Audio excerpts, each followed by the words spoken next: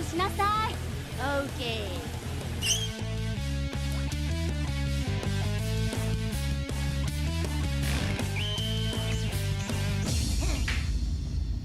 Let's go!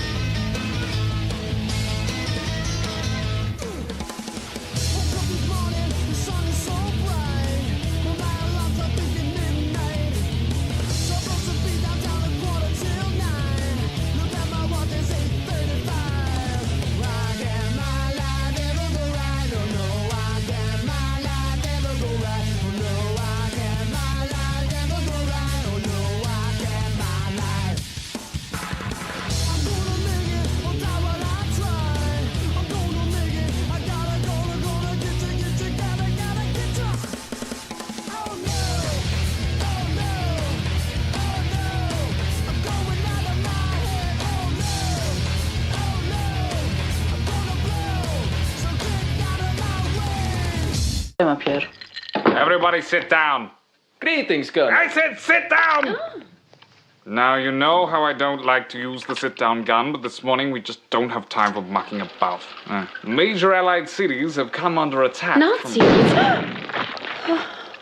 Close your mouth.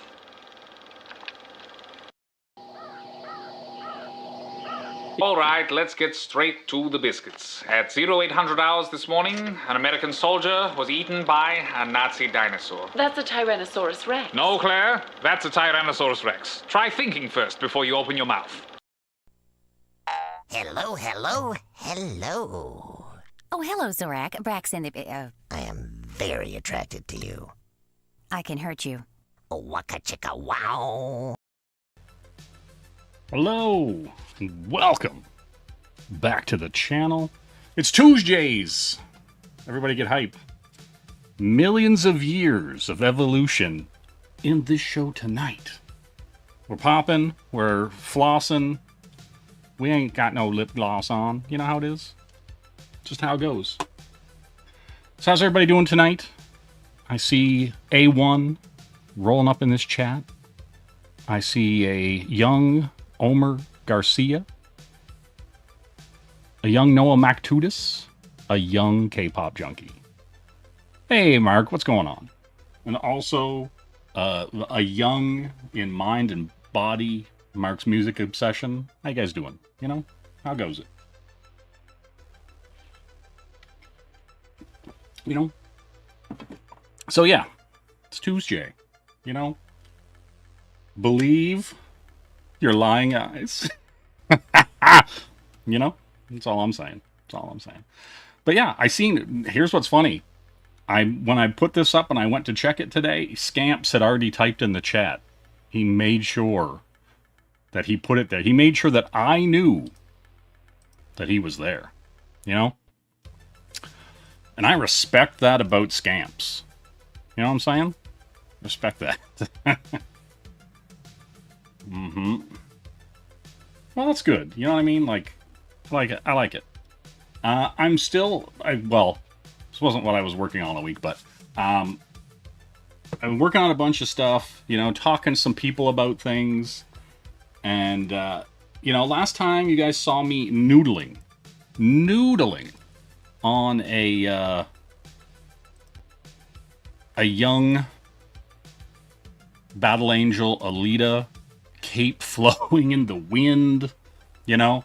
And then, like, I still got more noodling to do because, like, this is where I get fussy, right? Like, this is still roughs, and I'm still messing with things, right?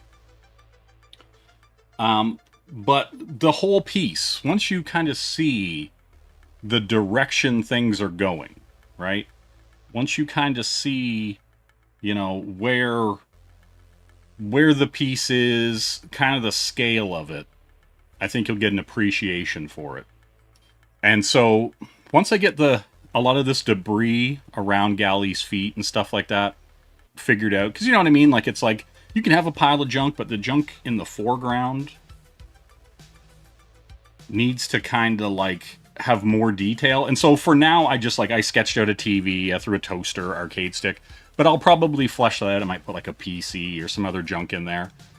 And, right, but I'm just trying to get that pencil feel out, you know, and kind of the Dutch angle, the whole thing like that, right? Just kind of give it a little bit more oomph, you know? And so, yeah, like, I'm in the toying with things phase. Well, see, that's the thing, Noah. Like, the last time I was I didn't even, like, the last time there was no background. The last time when I was working on it, it would have honestly mostly just been like, hold on, I'll get rid of this and this, right, for the background separation. But it likely, hold on, no, get rid of this background. There we go. It likely would have just been like, I didn't even know where I was going, like, with this cape, right?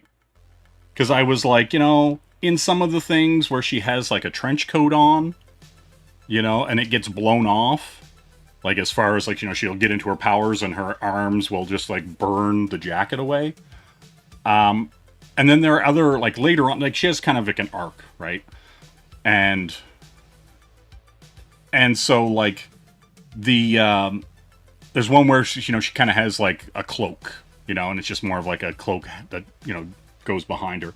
And so I was like, I'm kind of, like, mixing and matching what I want, like, as far as her cybernetics are, as far as, like, her, you know, her full detail, right? And so, yeah, like, that's the thing, like, and, you know, planning the silhouette kind of stuff, planning my lighting, like, as you'll notice, when I fit it all here, fitness, I'm about fitness, you know what I'm saying? You know what I mean? Like, and so I've established my lighting, you know, the light is coming from the left to right, you know, we're popping everything in here. And so now I kind of still have to do more noodling, but almost all the noodling has to happen down, like, basically all the noodling is going to happen here, right? With, like, all this debris, right?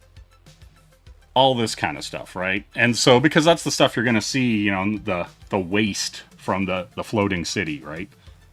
And so, yeah, so I gotta figure out what I want to put here, right? I doodled a car, and I was like, I just want to throw a car in, because, like, you know, like, we have, here, I'll get rid of Galley. And I'll kind of explain, like, right? Because I have, like, a foreground layer, right? Where this is the mound that she's going to be standing on. And then, like, I have doodled this car. And then I have this, like, mid-ground, right? Like, this mid-ground kind of mound that kind of leads your eye down to the actual mound, right? Of garbage that's just falling from the city, you know? And so, yeah. So that's what we're doing. There's plenty of more noodling to do. I was also messing around with some Sega Saturn stuff. Because I'm going to do some game stuff on my other channel. You know, fun things like that. You know, Sunday, Monday, happy days. Hey, Sumo, what's going on? How are things going with you, Sumo? And, your interactions with humans on the internet.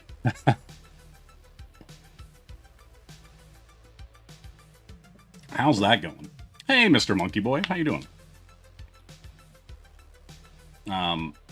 Yeah. So we're messing. We're getting our layers in. We're getting our depth in, and, like, I'm gonna kind of, like, I guess the best way to put it is my intention for this piece, whenever I kind of sort it and get things everywhere I want it to be, I'm gonna clean it up and do really tight.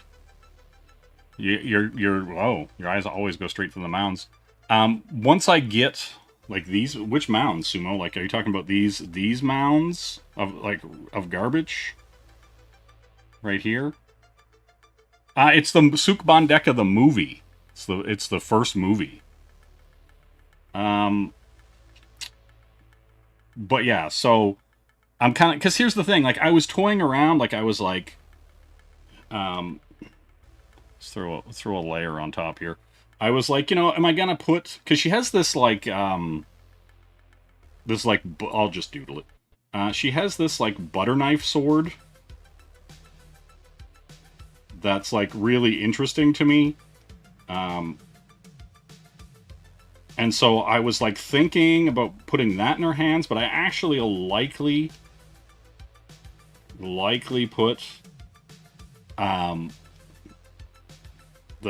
likely throw, like if I do this, right, like I will likely end up like taking the butter knife sword, flipping it and having it stuck into the ground, and then have her maybe holding like, kind of like how she was found, right? Like I try to think of story, I try to think of interesting things to do with these pieces. And so, you know, I like your eyes to follow through it and do all that stuff. That's why things take long, right? Because I actually think about things. Do you know what I mean? Like, where I'm like, oh, you know, I'll work on a piece and then I'll be like, okay, I think I'm going to go this way with it. And then I'll go work on something else and I'll be like, okay, I'm good with that. And then I'll work on something else. And then I'll come back to this, right? Like I have this kind of 2 or 3 things in a loop and then I finish one. And then keep going, finish one. And so, this is it's like essentially a giant butterfly knife. It's not a butter knife, a butterfly knife. Did I leave the word fly out? You know, like the butterfly, you flick them, you flick the knife out, you know? Like, hold on. You know, it's like this knife, but it has like the sides and it flips up over it. Do you know what I mean? Like that kind of thing. It flips each way. It's like the handle is halved, you know, and it covers it. You know? Yeah. Yeah. So anyway, so I haven't decided, right? Like I haven't decided if I'm just gonna put like, you know, her holding,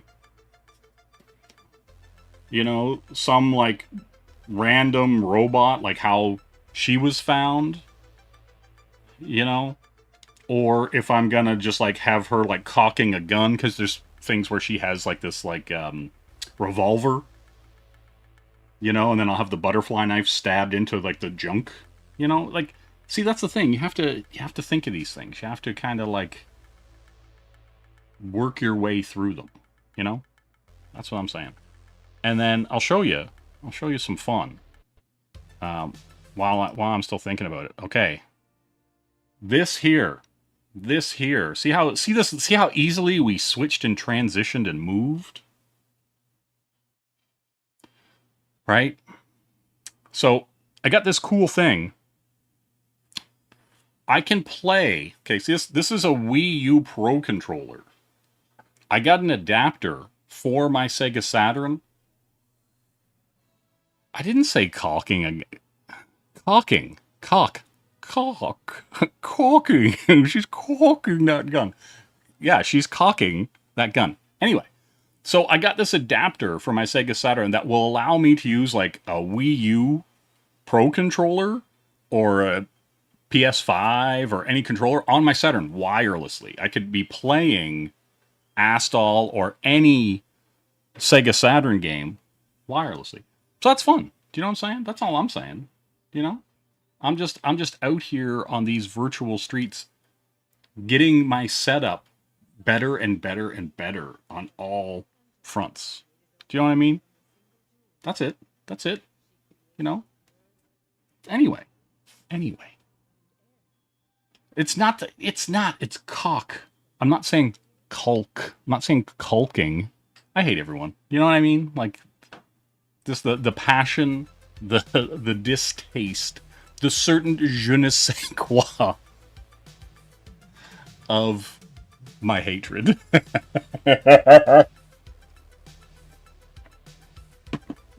You know? Just how it is. Yeah. That's excellent. Yeah, sub to my gaming channel. Because I'm going to do stuff over there when I chill out. And, you know, That's what we're going to do. Anyway, back to what I'm actually trying to do here, you know? And that's actually get something done. I know it's crazy. I know this is like a visionary, this is a visionary concept. Getting stuff done is what I'm talking about. All right, let's get into this foreground. Let's noodle some stuff here. I like the TV. I don't really care about any of this. Like, this could be a VCR. You know? We don't know. Anyway, I like the TV. I'm gonna gut, like, most of this. All right? See, this is it, right? Like, you can see there's a little mouse in there. Stuff like that. I'm over it. Do you know what I mean? I'm probably just gonna, like, draw, like, an old, like, PC. Right?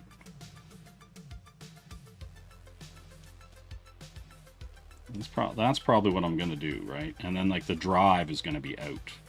Right? Remember the old, you know, when your disk drive was in here? Oh, yeah. You know what I'm talking about. That angle's wildly off, and I can see it already. All right, hold on. Hold on to the night.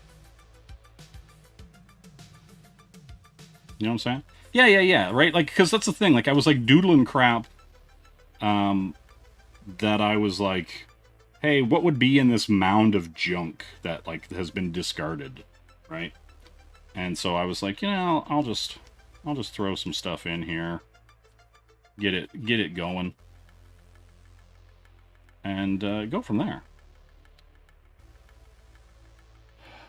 I don't know, Sumo. Do you know what I'm seeing? Like, why would you think that I would know why the Montreal Canadiens are called the Habs? You know, there's not a retard in the bunch. You know, that's it. That's all I'm saying.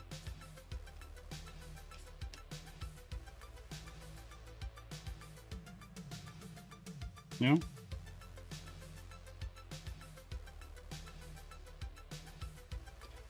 Do. Beanie Babies? What does that even mean? What is a Beanie Baby?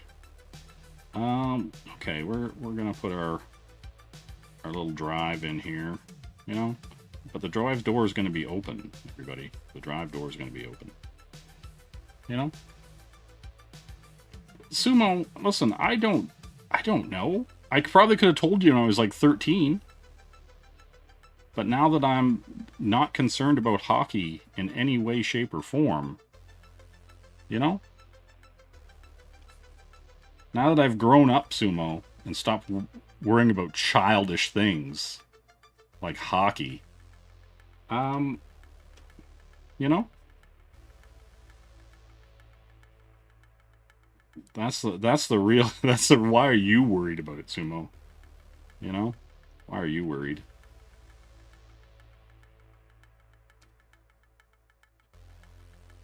No, it's gotta come out more. You know what I'm saying? So yeah, you know, fun things.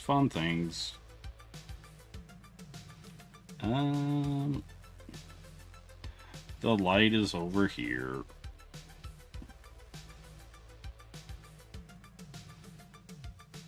You know?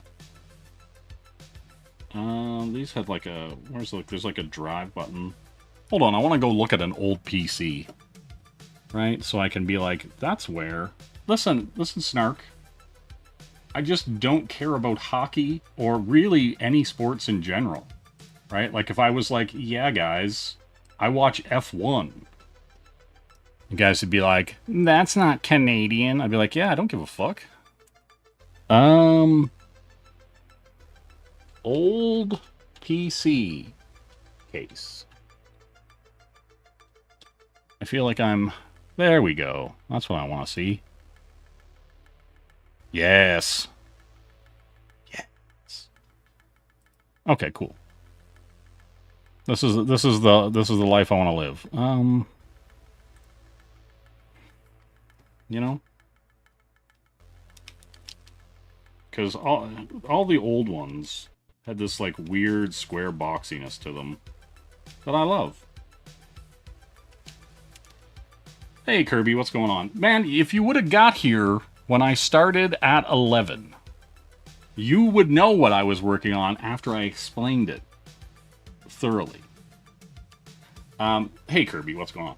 I'll show you. I'll quickly throw together, now that I'm mincing about. Okay, so,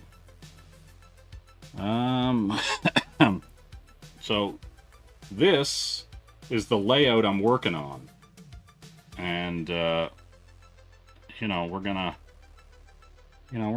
pull it out there, and you can see it, you know, and so that's where we're going. Now, I'm not cranky at all.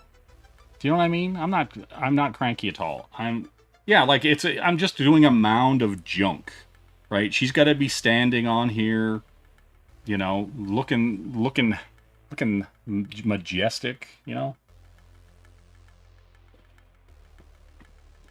So anyway, I'm laying out my rough pencils because, oh yeah, I don't know if I even got this far, right? My intention is to get it cleaned up to a point where I'm stoked about the line work and the composition.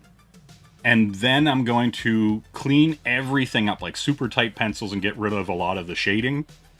And then I'm going to print it out in blue line, and then I'm going to ink wash. I'm going to do a nice little ink wash with the clouds and all that kind of stuff. Nice traditional inked piece. And, you know, just have fun with it, you know. Just because, you know, I'm trying to build up, you know, and obviously I can take this and color it and everything digitally and, you know, all that fun. But yeah, just dry.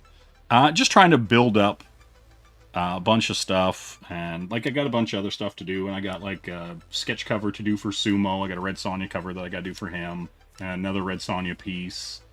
Yeah, just a bunch of stuff, right? Listen, the White Mask fellow was very jovial. I don't know where he came from, you know, but that's how it is. All right, we're getting back to it. Boop, boop, boop. And so yeah. We're gonna throw that up there. But yeah, how's everybody doing tonight? How goes it, young snark? You know? Yeah. Let's get in here, because I had these sweet cases, and I want a sweet case. I want to do this old ass PC some justice. You know? But yeah, like, it's funny because as I I'll worry about that next time I do a traditional drawing stream. I won't even get into it now. You know? I'll just let it simmer. I'll let it simmer, and you guys can all wonder what I'm talking about until I talk about it. Which Red Sonja cover? Which one? I have a Red Sonja sketch cover, and what is that? Was it that Savage Tales sketch cover? And then I have an 11x17 piece that Sumo's going to get.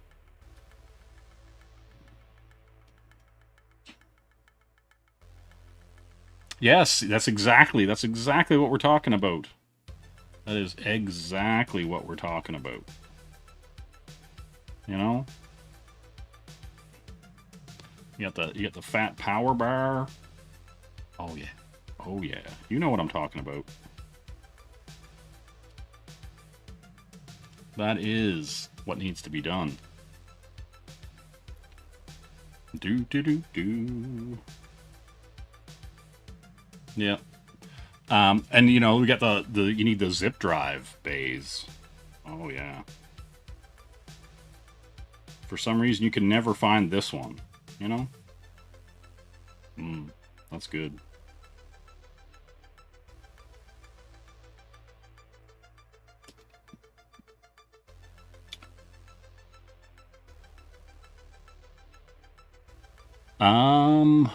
Also, you got your Japanese Pokemon card boxes and didn't really pull a big money card. Damn.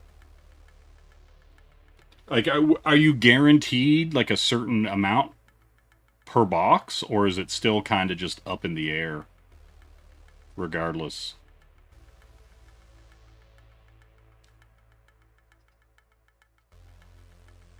You know what I mean?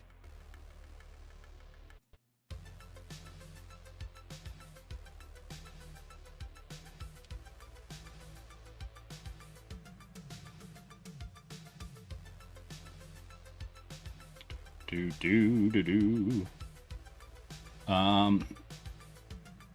Needs a turntable? We're talking a classic vinyl turntable. Yeah, we can throw one of those there. We can throw anything in here. Oh, no, wrong. Wrong brush. There we go. That's what we're doing.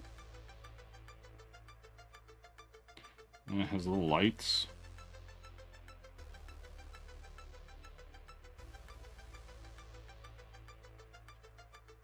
You know?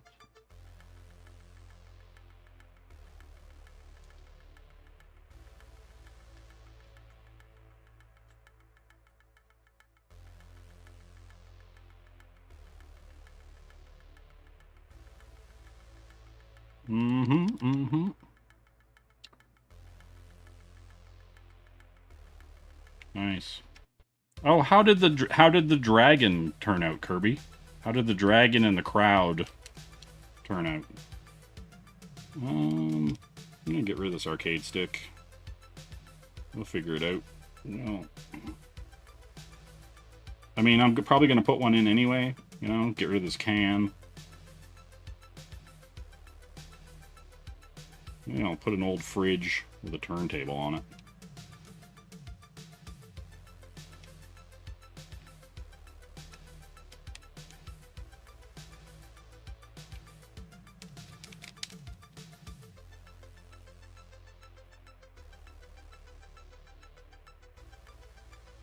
See how that goes.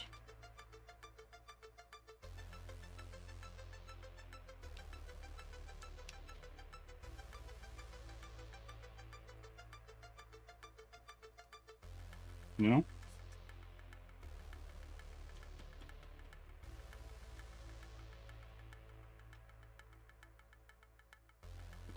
Yeah, this bay is going to be empty.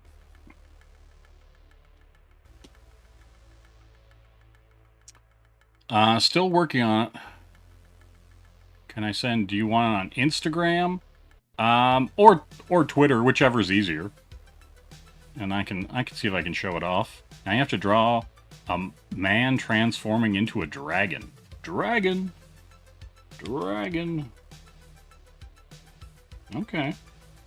Like, is this for a book, or is it like for like a D&D thing, or what is happening?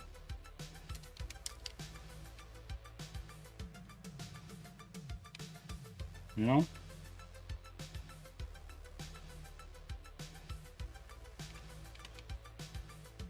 I feel like that's a little off. There we go. All right.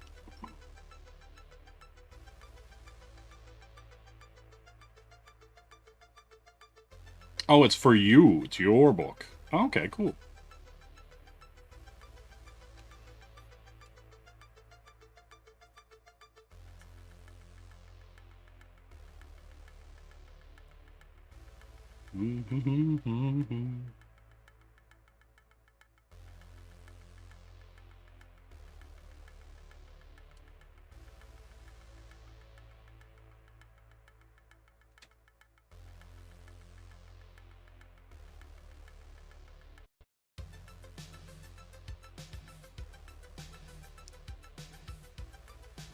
Did you send it to me? Is that what you're saying already?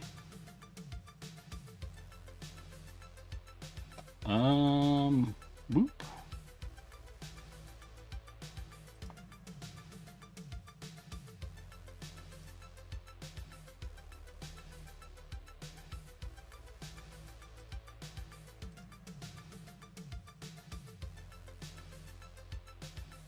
Well, somebody's waving at me. Damn. All right. Oh, under requests. Accept.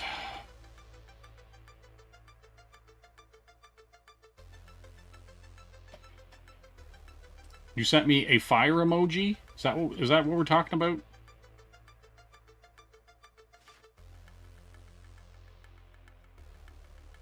And no, okay, hold on. You sent me a fire emoji. I'm gonna send you a fire emoji. Okay. Oh, okay, cool. All right. Can I open this image in a new tab? I can. Oh, damn. Oh, okay. Let's see here. Open. Let's like save image as. Save. And then I'm pull it up over here.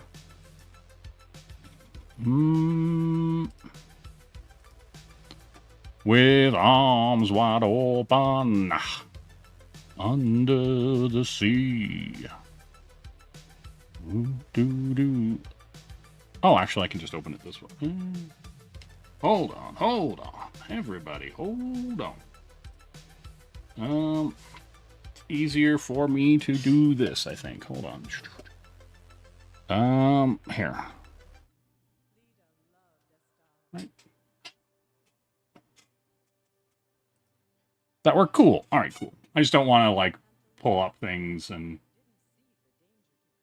you know. I don't want to accidentally or inadvertently show anything I shouldn't be showing. Open. You know? Okay. Then we'll go back to 3. And we'll spin over here. All right. Okay, so we're back, right? We're back. Okay.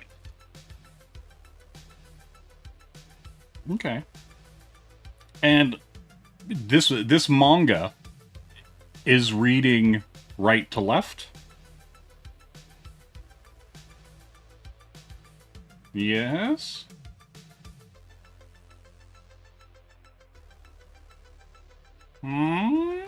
Mr. Kirby? Hey, Scamps, what's going on? Sus chat? What? The hell? Kind of sus chat. Yes, okay, so it is reading from right to left. Okay. And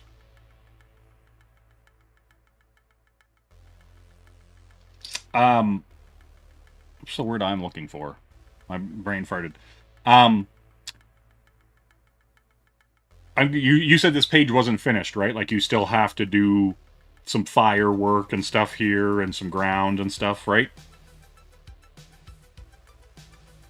But it's come along. Like, I can see everything building up. You know, I like it. I'm going to do this over here. Right? Because, like, here's the thing, right? Because, like, I assume there's going to be text here. Of some kind.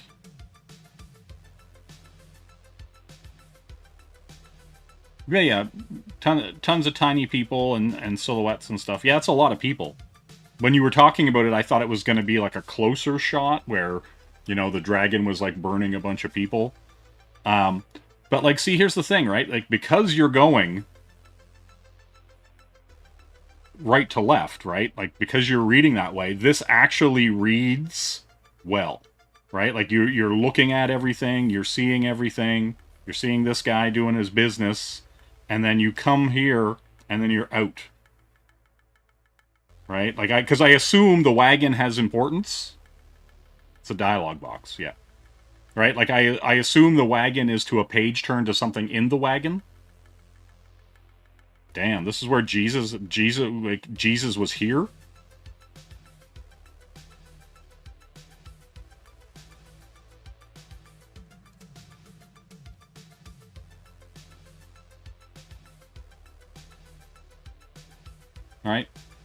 But yeah, no, I do like this page flow. Right? Like, but yeah, there's business in this wagon. Because like, do you know what I mean? Because if he's coming up to the wagon, I'm going to assume the page turn. Oh, the wagons are fake. Oh, okay. See, I was gonna say, like, is it a page turn to him seeing that there's something or nothing in the wagons, right? Like, because that's the thing. Like, the thing would be a shot of him, like, looking like I am, but then around me are wagon. Like, is it the inside of a wagon? I'm looking into it. Yeah, that's cool. Damn, he refuses to use that autocorrect. Yeah, I dig this.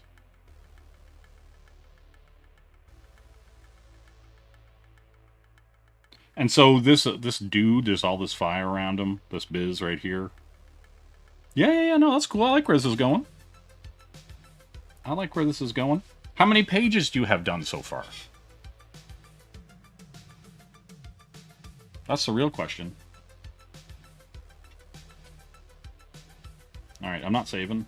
Close. Alright. We got a big old PC here. What else am I doing?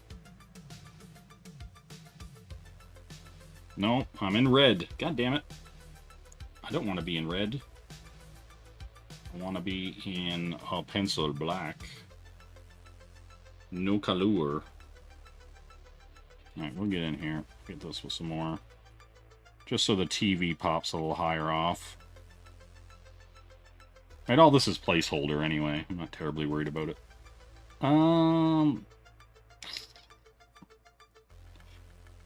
Not enough. Yeah.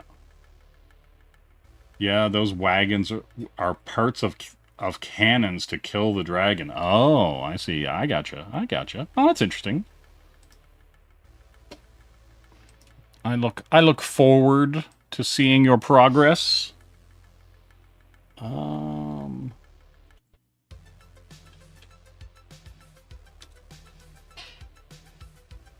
see.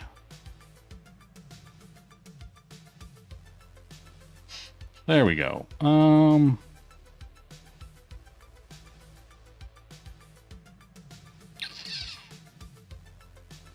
Just looking for like a old fridge.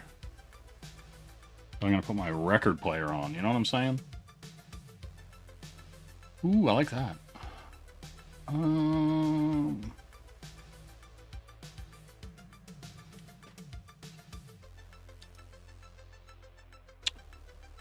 Yeah, I'll screenshot this. Do.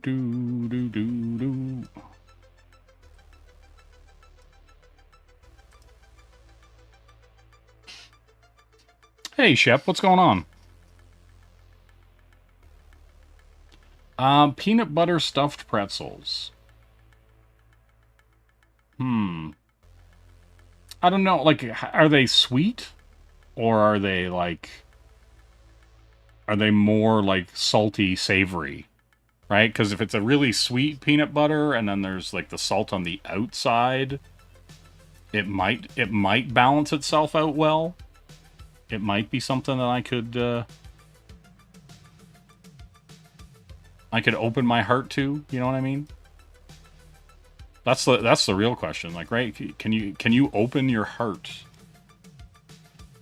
to one of these things, right? That's the real question you have to ask yourself.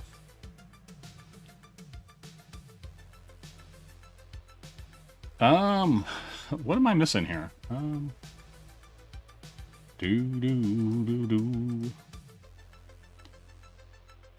Snark supports peanut butter stuffed pretzels.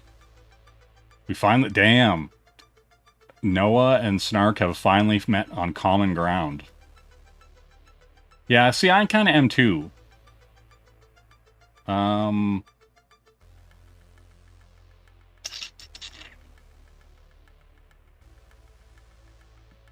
Color without a U. Yeah, Kalur. Stellar Blade. Ooh. Yeah, Stellar Blade's good. Actually, I have that. I actually have been meaning to play it for more than 10 minutes. You know? Do. Alright, let's get in here.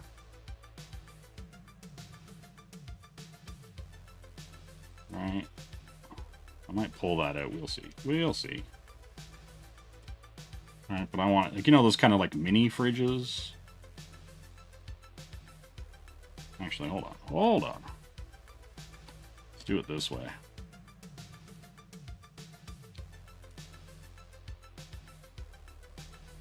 Make my life a little easier. So I can scale or do whatever I want after the fact. Alright. Right, I'm just doing a bunch of like super freehand things that should be perspective correct, but I'm not worried about it. It'll all come out in the wash, you know what I mean?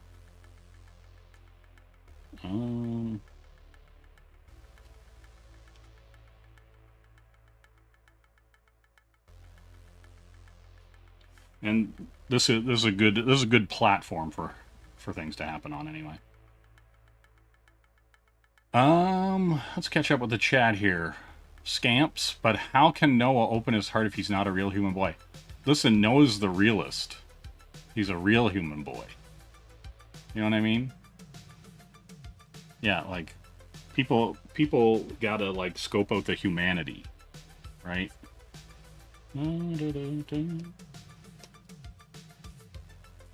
That's all I'm saying. That's all I want. You know what I mean? Like, some people say to themselves, hey, you know, who are the realest humans, right? The humans. And I'm like, bruh, it's gotta be me. I've gotta be the realist. You know?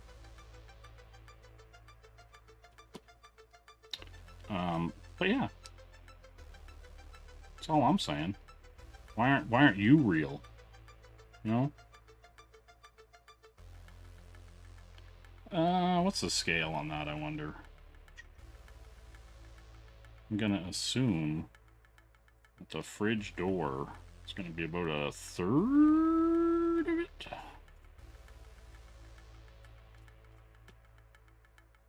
You know?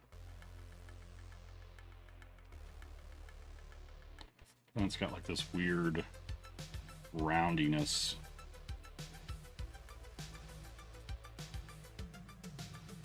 And the back matter makes it look a little less toit than I'd like it to look. You know?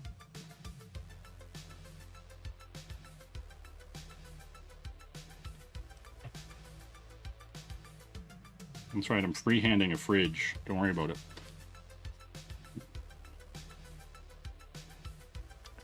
Damn, you're too busy scooping? Damn, why are people scoping and scooping?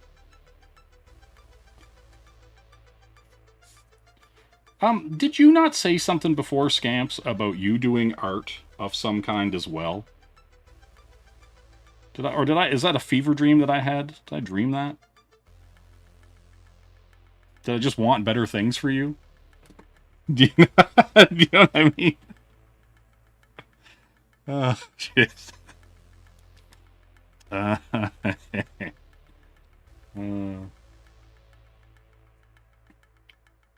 let's get in here. You know, it's one of those old-timey fridges, right?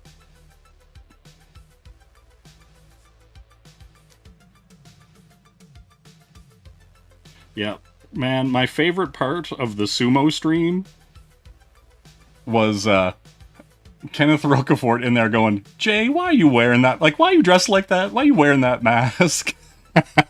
I'm just like, what a fucking timeline we are on. That it's just like, hey, Kenneth, that's right, I am slightly retarded, but it's cool. I get it.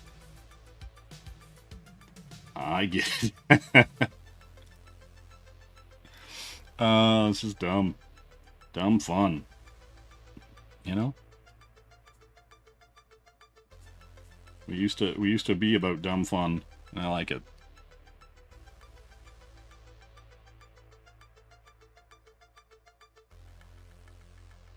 Yeah. I do remember, and I was like, It's like, interesting. What's Scamp's up to? You know? What's my boy Scamps doing? How's he living?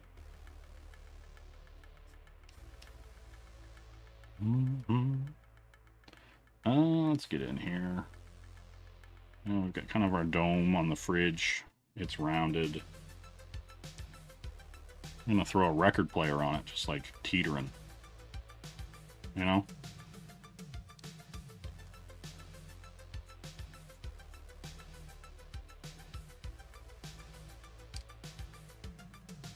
Do. Right?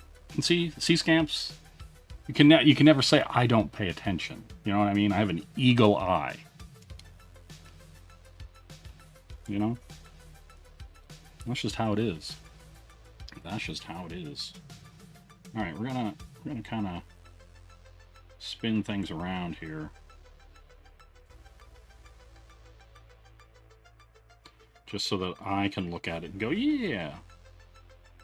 That seems perspective correct.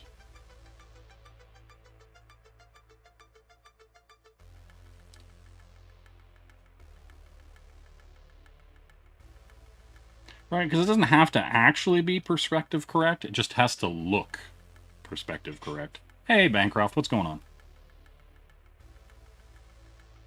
You know?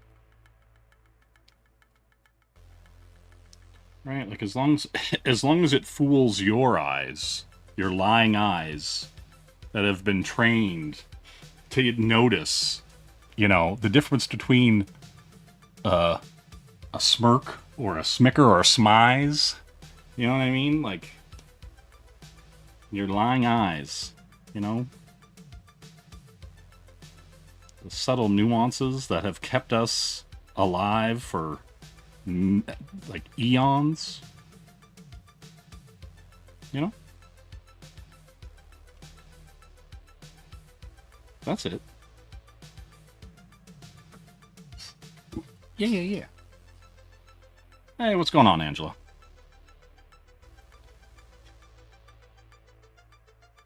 So, this is going to be behind.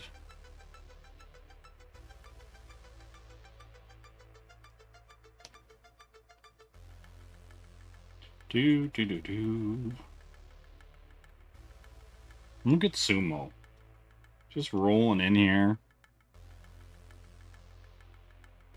Finding his way in the world.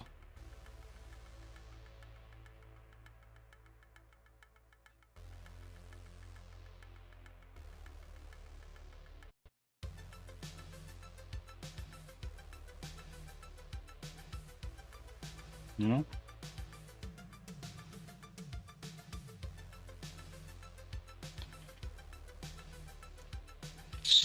Yeah, I think that'll be fine. Let's see. I'm gonna have to drop it down. I can drop the whole thing down, but I just need the mound to be high. That's fine. That's fine. Fine.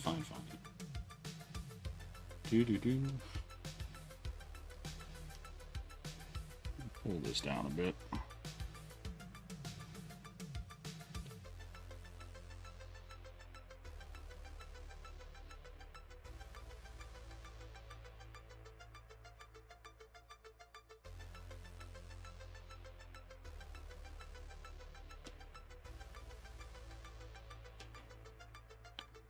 But yeah, I'll reset the display. Kind of, you know, because a few new people have popped in here. So basically, what I'm doing is laying out this whole kind of thing here, you know, where Gally from Battle Angel Alita is standing on this junk pile. I still got a bunch of like noodling to do because I'm just trying to. I'm still like working out the composition, right? Like I'm kind of, you know, kind of guessing, second guessing, third guessing where I want everything to be, you know? Because that's the thing. It's like you have the idea, but like the idea doesn't go anywhere unless you figure out the rest of the nuance, right? Like, and so that's the thing, right? Like, I'm just not a random like throw garbage on things, right? Like, and be like, oh yeah, that's cool. I have to nitpick the details. I have to lay things out.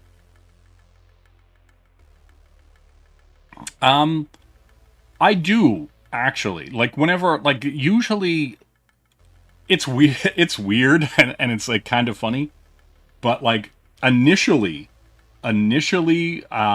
my three kind of like main like protagonist characters were red, green, and blue.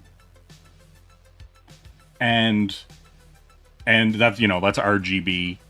And but then like I went out of my way to code them that way. Like one of the main characters always wears red clothing. The other character wears green, the other character wears blue.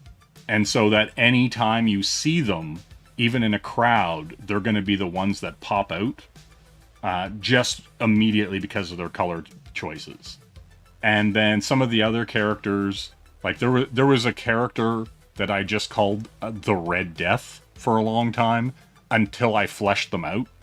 And then I was like, oh, okay, you know, I know who this person is.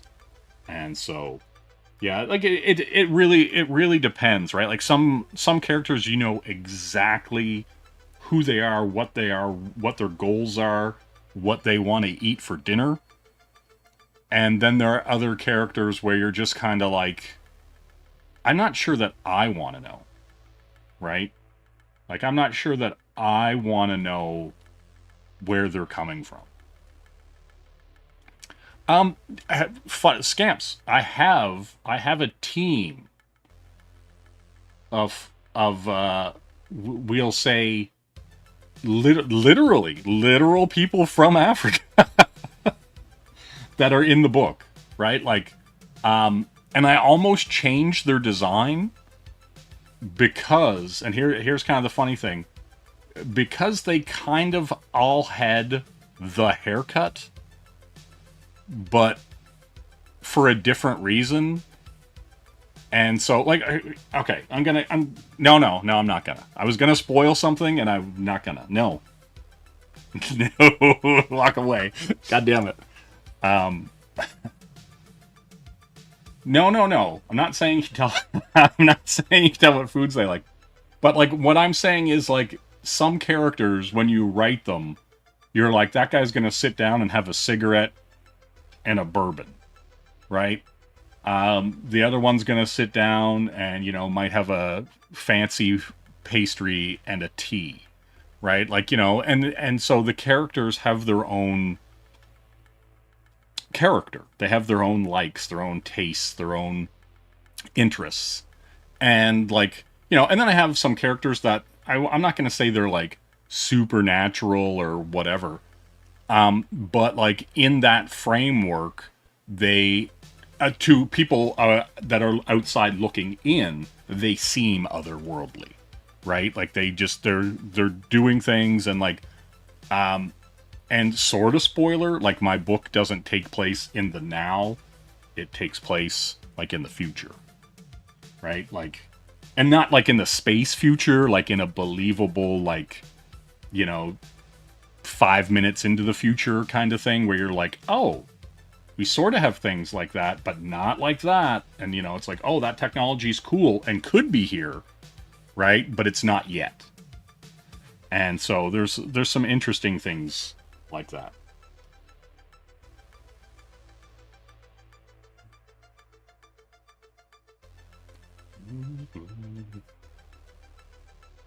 You know. And like also there's like also like a reverse Batman situation in it, which entertains me, but you know, that's another thing, right? Yeah, some might have a meat pie with a dead horse. This is true, right? This is true. You're gonna ask which ones are underfed, and then you realized.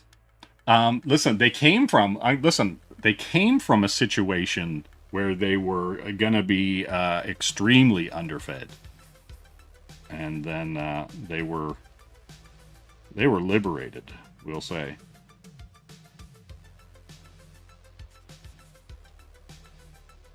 But yeah.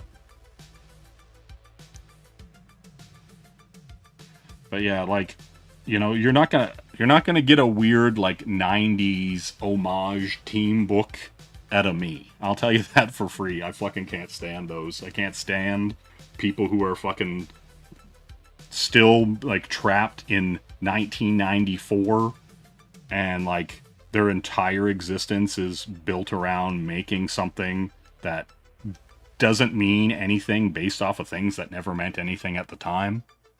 Like, it's just, I feel like it's a disservice to yourself as a creator, and I feel like it's a disservice to like the marketplace, right? And like, no, like, I mean a reverse Batman in not that he loses, not that like, you know, what if, you know, Bruce Wayne's father witnessed his family die, right? Like, do you know what I mean? Like, it's kind of like a reverse situation like that. Like, what if you're like, you know, one of the richest men on the planet, like an Elon Musk? You know, what happens to you if you know, you see your family murdered in front of you, right? Like, where do you go when you literally have no limits? There's no limit to your funding. There's no limit to, you know, and are you the good guy? Do you become, you know, a heroic figure, or do you burn it all down? Right? Like, that's the thing. Like, do you, because, like, you know what I mean? Like, some people would burn it all down. They would kill every person that was even involved with their family's death, right? Like, that kind of thing. Like, what kind of man that has no limits, you know, financially, and could make anything happen 5 minutes into the future, you know, what would they do? And that's not even the main character. That's not even a main character. That's a catalyst character, you know.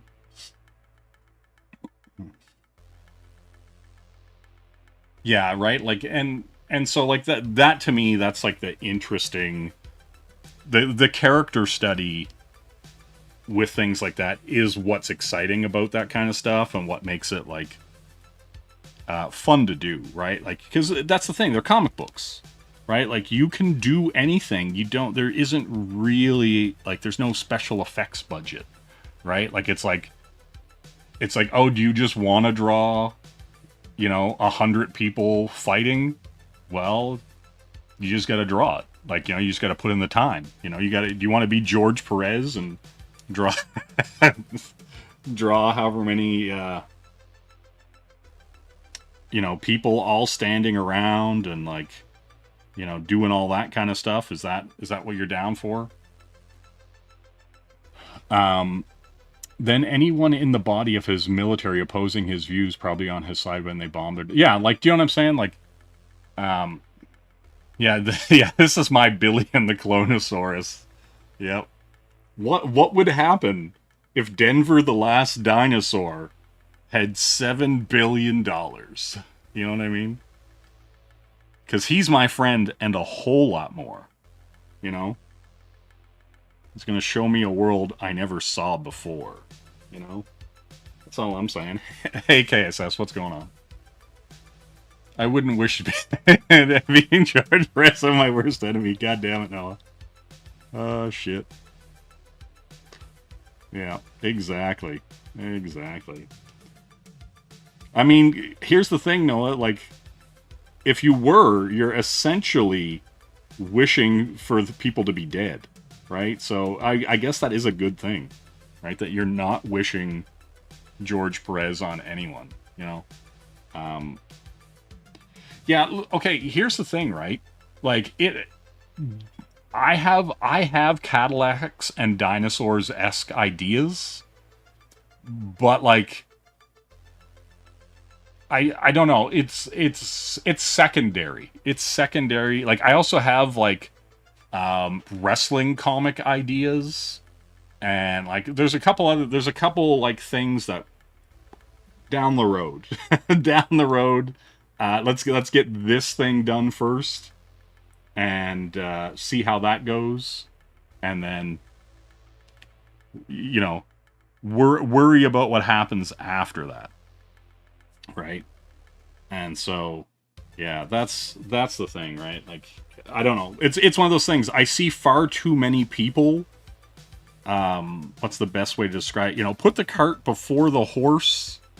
And like they don't even have a cart yet.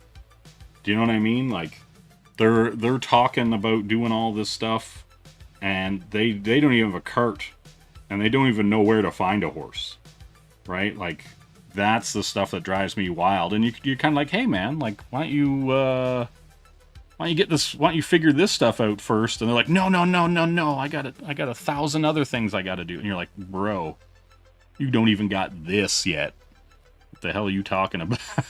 I don't know. It's one of those things. And like, I don't know.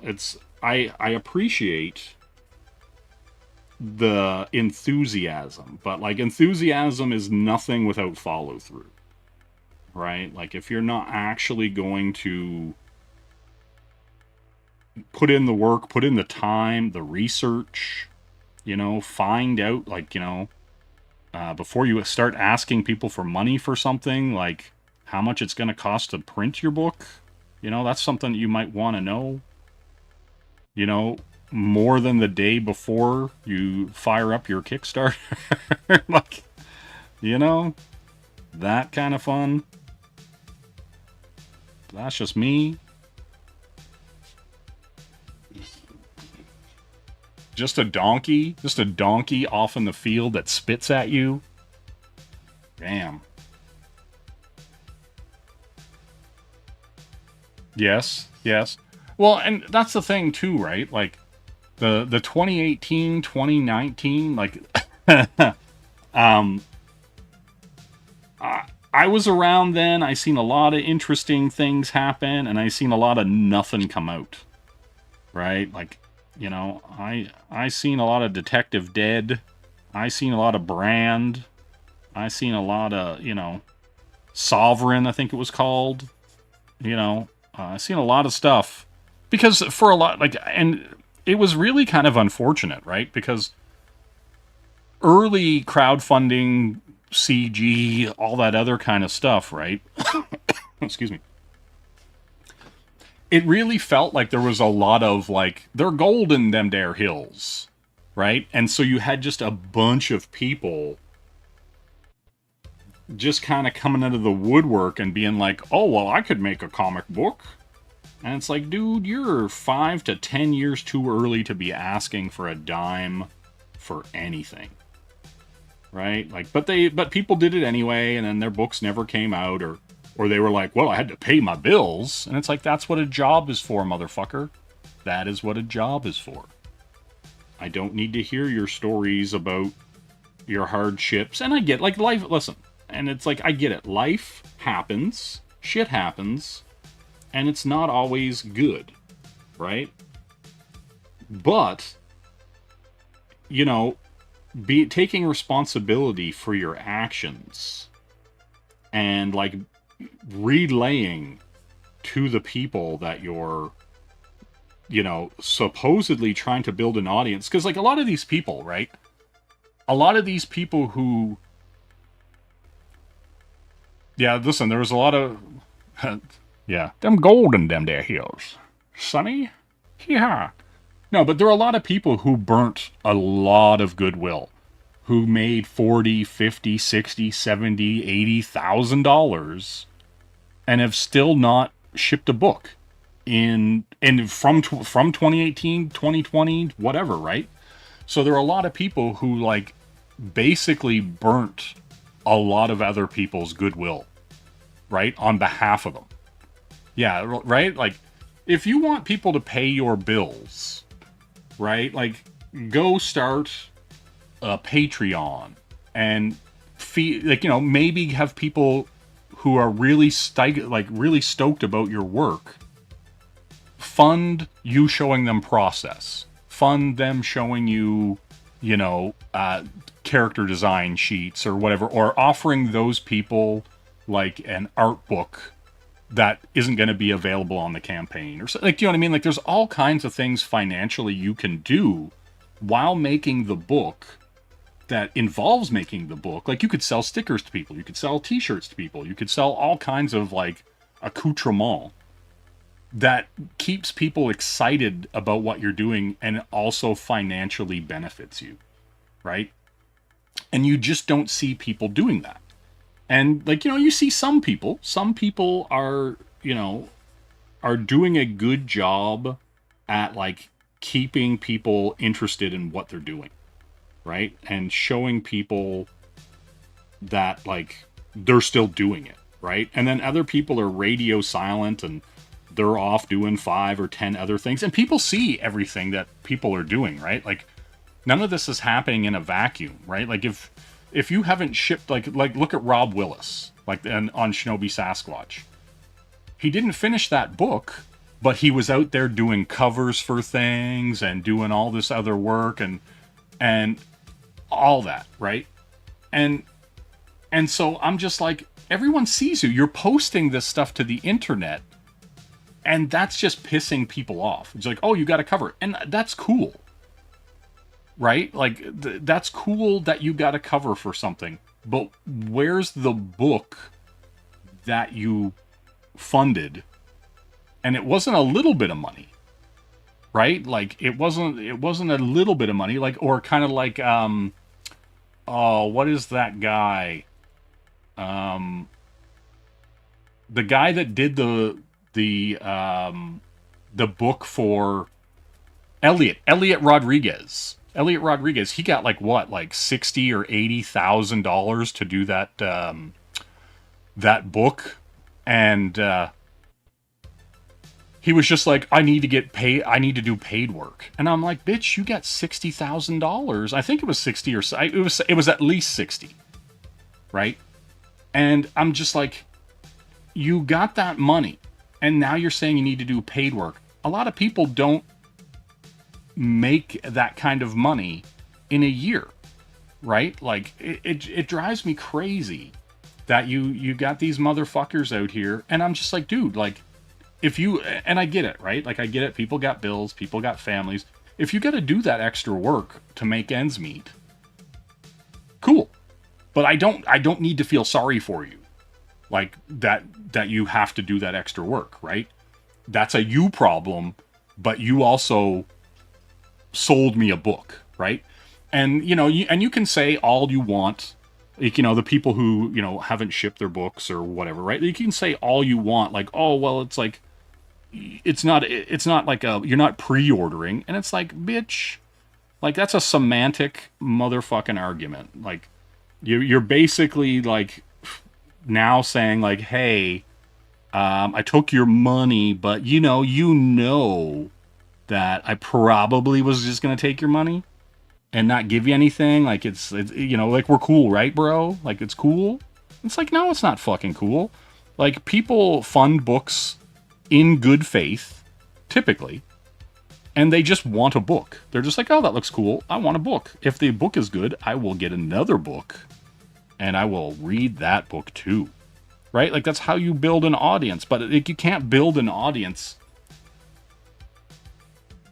Listen, I could drop all kinds of names, right? Like, all day fucking long. Like, you know what I mean? Like, there are people. Like, I literally had a conversation with like people today that like I wasn't going to be back on their books anymore. I don't care if they put 10 books out now.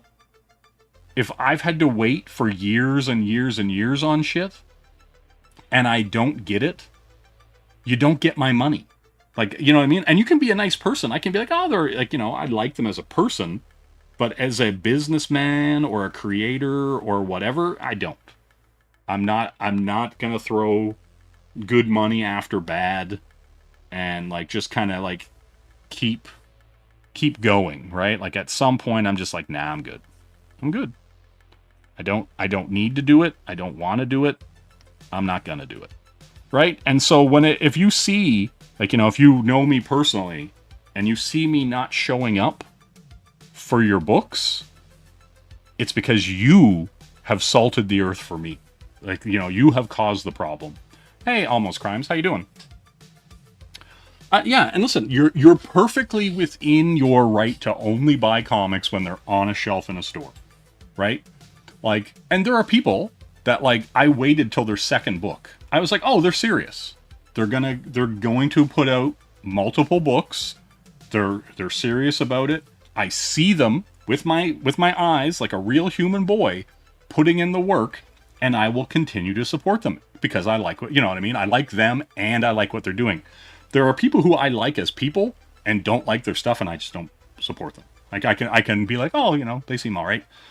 They're doing interesting stuff or whatever, but like, I'm just not, I'm not going to be buying a lot of stuff anymore. And it's not like it's one of those things. Like, it's just like you made it so that I don't need to buy your stuff anymore. And that's what you did. Like, you know what I mean? And there's tons of books, like tons of indie stuff that I've bought and love, and like recommended to other people, right? And I'm just like, yeah, that's really cool. Have you seen this? Like, I've recommend like Bancroft is in the chat here now.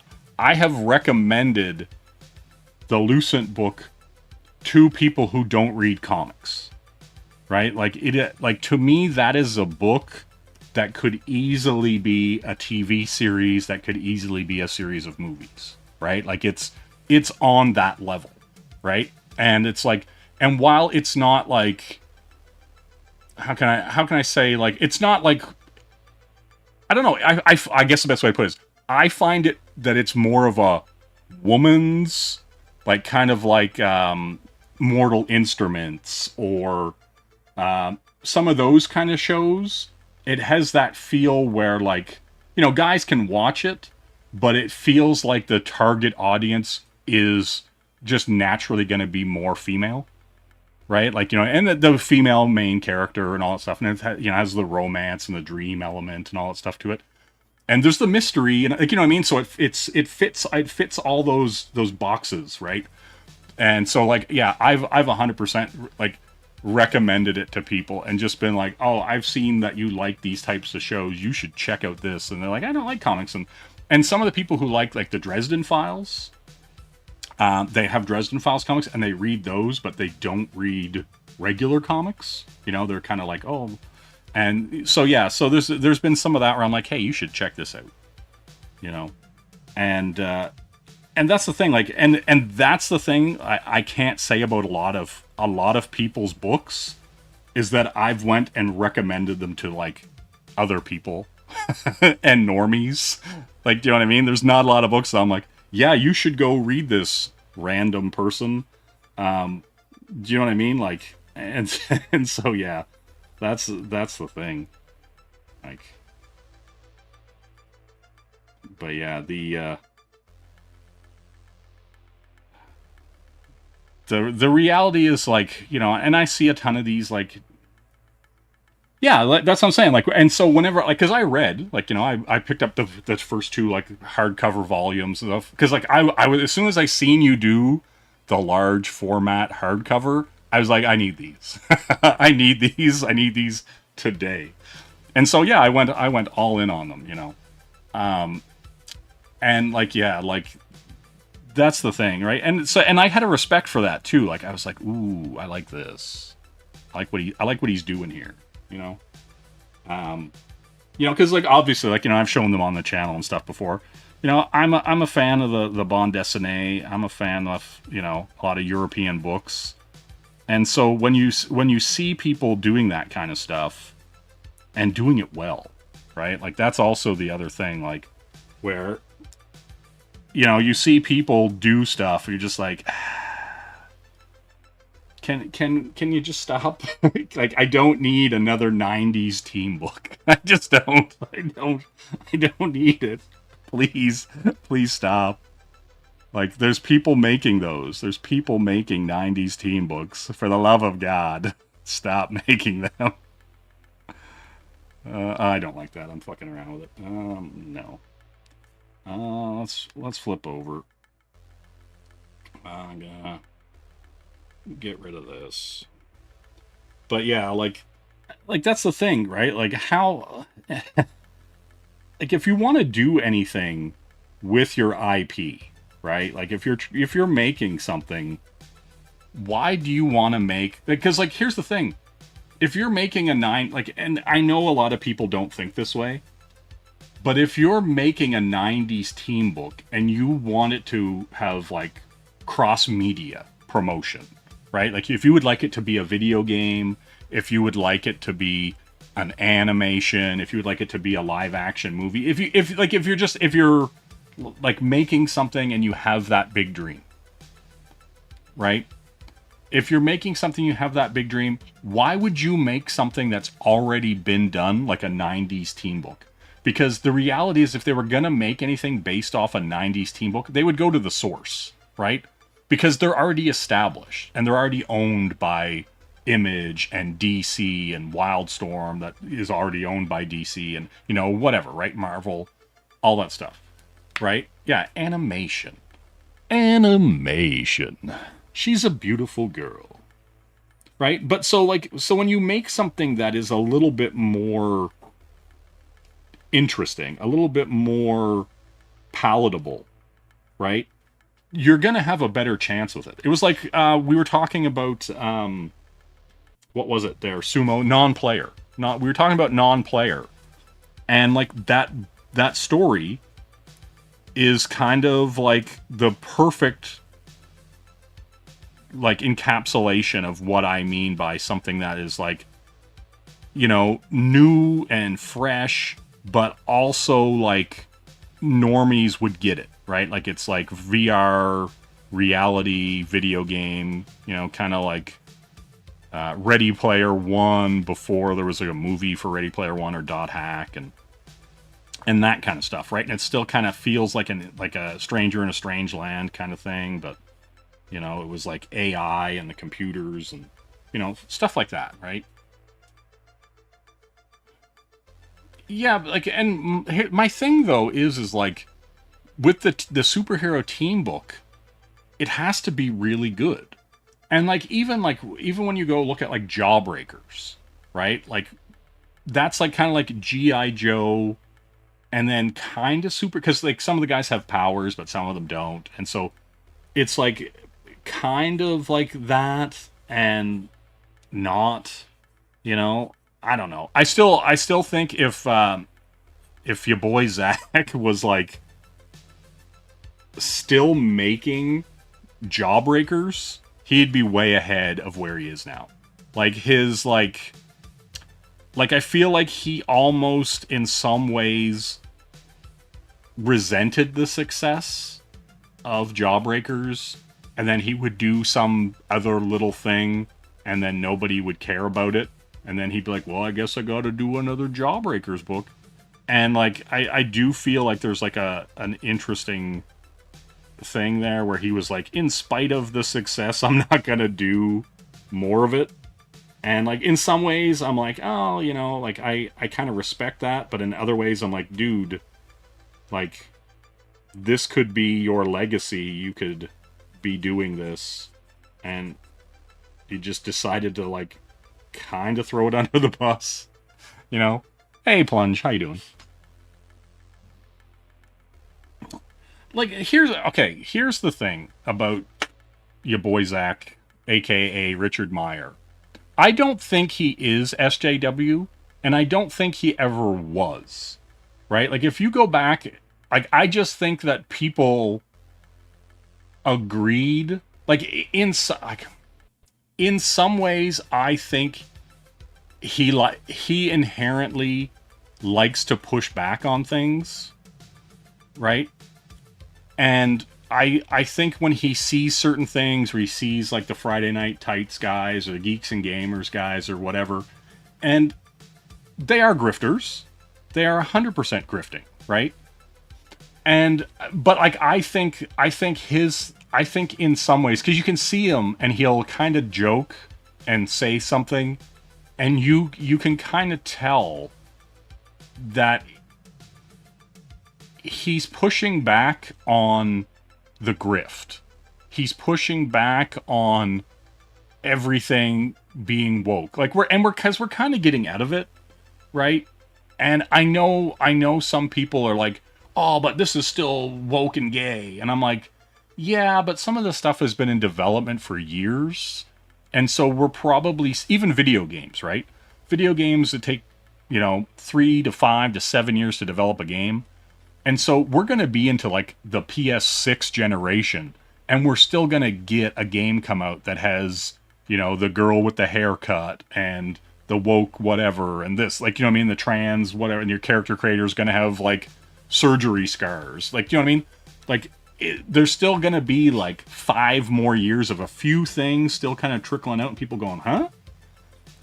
Because that stuff's been in development. So like look at Absolute Green Arrow, right? Like, they made Black Canary like this butch lesbian, right? And it's just like, come on, just make her attractive and sexy. She doesn't have to even be like a copy pasta of what it is, right? But like she still could be cool and attractive and still fill the same role that you don't need a butch character in. And that's the thing that drives me crazy about the butch characters and the whatever. Nobody wants to play them in a video game. Nobody wants to cosplay as them. And nobody wants to buy action figures of them, right? And that's what Marvel and DC do. They are multimedia conglomerates who the comics are the baseline for the movies, for the cartoons, for the video games. And so with all this weird woke stuff and these butch lesbians and stuff like that, you are inherently setting all this stuff up to fail, right? Like you're basing things on failure from the start. And that is insanely, like, I just don't understand how anybody in an editorial position at DC seen that Black Cat and signed off on it, right? Like, I just don't understand in this day and age where people are voting hard with their wallets. And when they even just get like a sniff, just a sniff of that woke BS. And this is normies too. Like normies are super sick of this stuff, right? Because as soon as it started infesting their shows and their movies and their basketball and stuff like that, a lot of people are like, what the hell's all this shit? What's going on? And so you're seeing people far less tolerant of it now. Going back to Zach, I don't think he has changed. I'm honest with this, and I believe this to a fact. I feel in a lot of ways he sees like the bully culture. He sees the thing, and he's just like, oh well, now a lot of people on the right are just doing the exact same thing that everybody was upset with people on the left were doing, right? The cancel culture, all that kind of stuff, right? And so I think to him, he is like, he is in the center flanked, right? And so he is getting jabs from the left and he is getting jabs from the right. And so he is just trying to hold ground, right? And his beliefs are, hey, you guys are yelling at like a 20-year-old girl, with Snow White. And yeah, she's stupid and she said a bunch of dumb things. But it's like you have a whole bunch of men upset about Snow fucking White, right? And I 100% agree that if you're a straight heterosexual man who has a girlfriend or a family or whatever, being concerned about a live action remake of Snow White should be the least of your concerns, right? And it's just like the movie came out, it flopped, and that's it. Who gives a fuck? Right? And it's like the same thing with Little Mermaid. It's like, they replaced a redheaded girl with a black girl. There's a billion comic book characters they've already done that with. we're coming out of that, right? And it's like you can only be mad at it for so long while you see it failing. Like if it was successful and it was dominating, if all this stuff was dominating, then you'd be like, oh shit, what's going on? Like I've got to push back against this.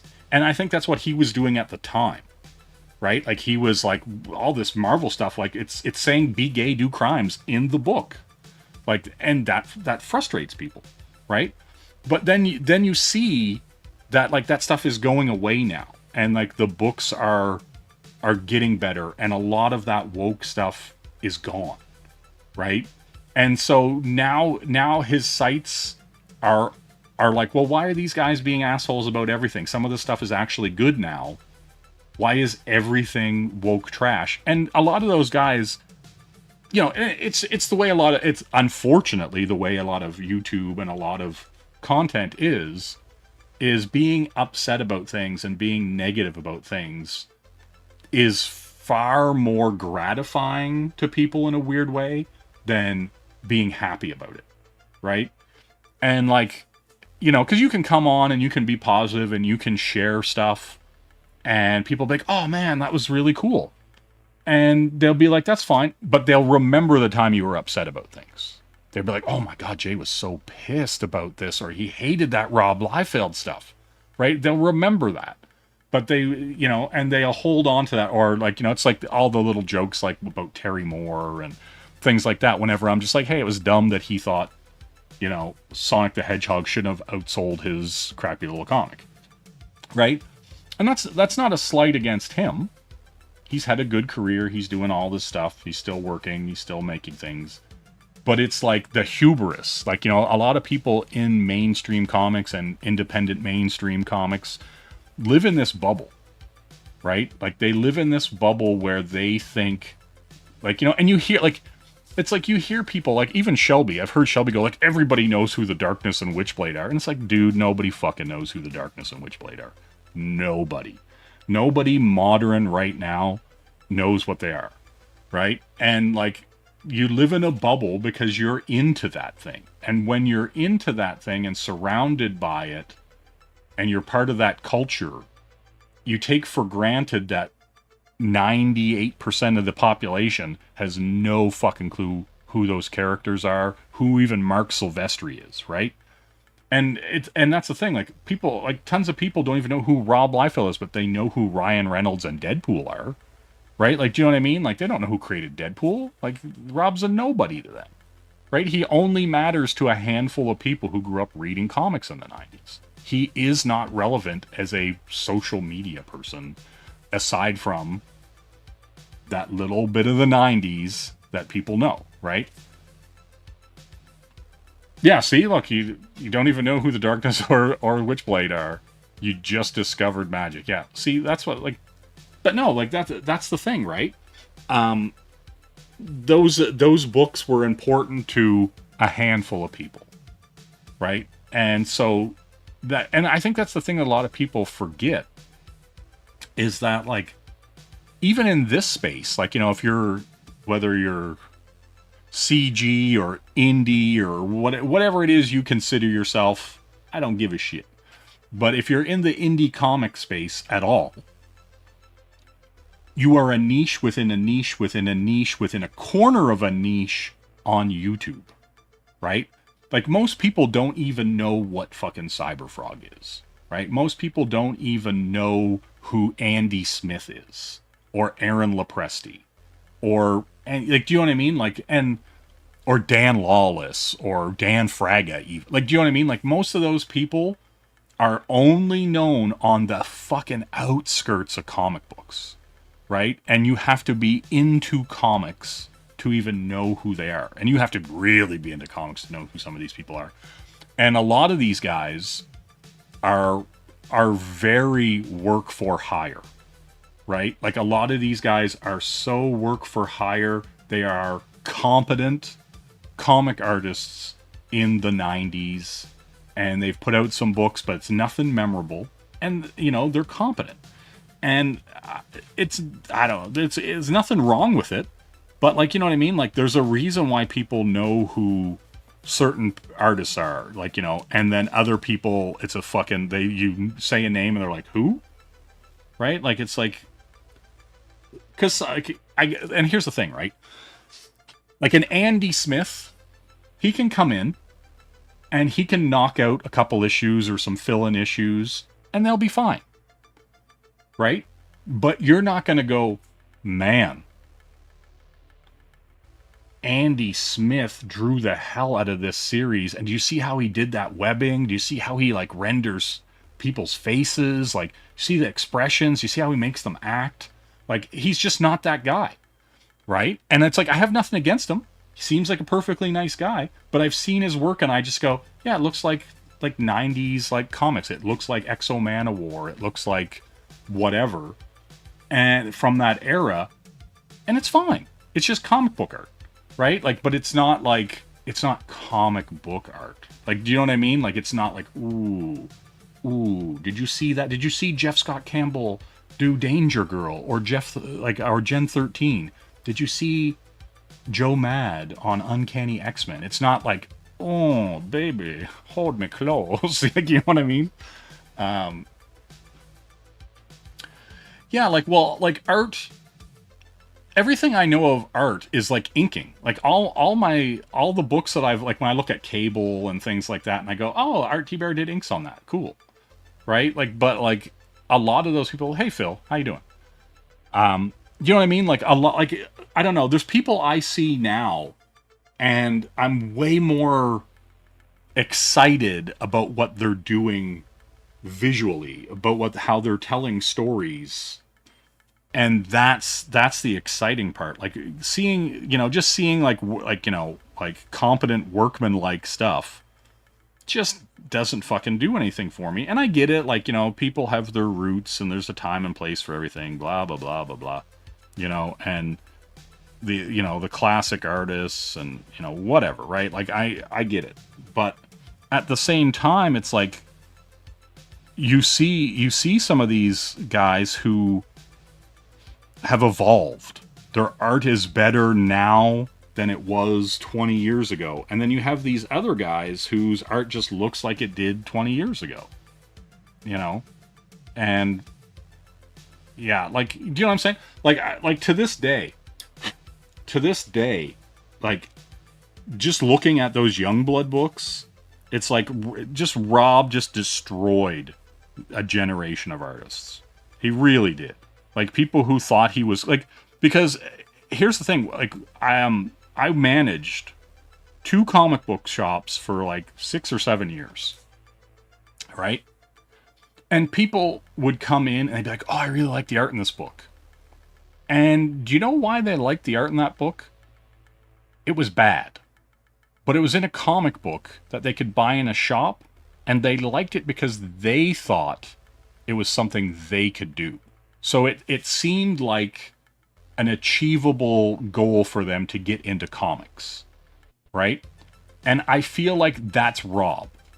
I feel like a lot of people, because, like, it baffles me to this very second how Rob, he did that Terminal cover, and everybody's eyes are fucked up. And it's like, dude, you've been drawing comics for 30 years, and you can't draw the other eye on a person's face ever? Ever? Like, not once? Like, just, you know, and so at some point it's like, do you know, is that some weird failing on you as a human? Like, and how come Silvestri continues to get better? How come all these other people, you could see the arc of their artwork, right? You would see them climb the mountain and continue to climb the mountain and get better and be better at, you know, yeah, like literally, like, Sumo will just be like, Jay, the eyes fucked up on this, and I go, yes, they are. And he goes, okay, thanks. Like, you know, or he'll see, and I'll go and I'll fix it like in 2 seconds. And it's just like, it just baffles. It just baffles me that there are people, like, because I'm just like, I don't know. I want to I want to give people the benefit of the doubt, right? That they're trying. They're trying to do their best work. They're trying to.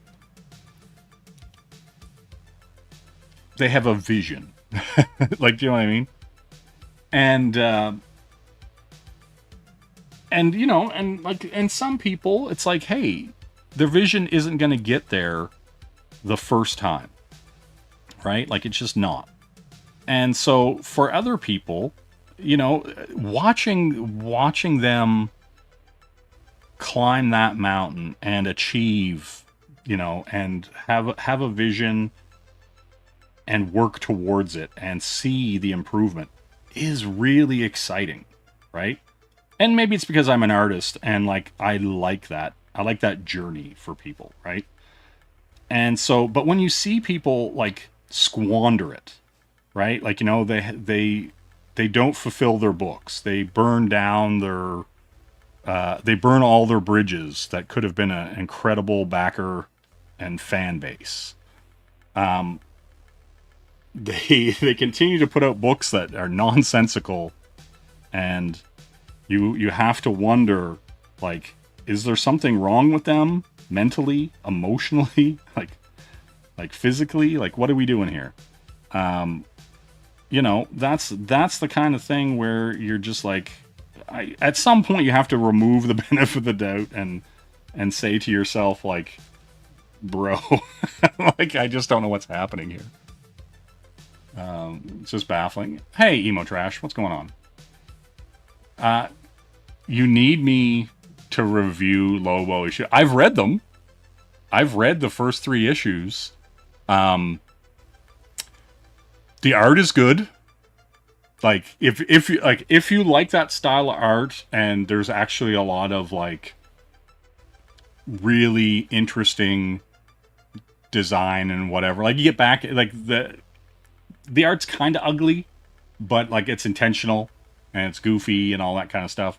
But like the word vomit in that book is insane. Like, there are just like, there's like a big head, and then there'll be a even bigger box of dialogue, and the whole book, every panel is just it's just vomiting dialogue, and it's just like, and it's not funny. Though, like, those Lobo issues are written by somebody who thinks they're funny, and they're not. Like you know what's funny? Like, you know what is funny, but it's not funny, haha. It's like funny, kind of sad. Those books made me feel sad for Simon Bisley, right? Like it's like you got some clown to go in there and work on his you know, kind of baby, and basically like kind of ruin that character, and like, and that's what's out there for Lobo when the movie comes out. And like, yeah, it's just fucking hell. It's like, what are we doing? What are we doing, boys? Like, yeah, I don't know. I just like I like comics. I like the idea of comics. But wow, like, sometimes, like, when you look at where comics are at right now, it's frustrating. It's frustrating, like, as a reader. Like, just as a guy who just wants to sit down and enjoy something fun and cool. It's a hard look to find something, especially in Western comics. Like, that's the crazy part. Like, especially in Western comics. You know what I mean? Yeah. I'm just baffled by it all. Listen, Noah, bridges aren't meant to be burned.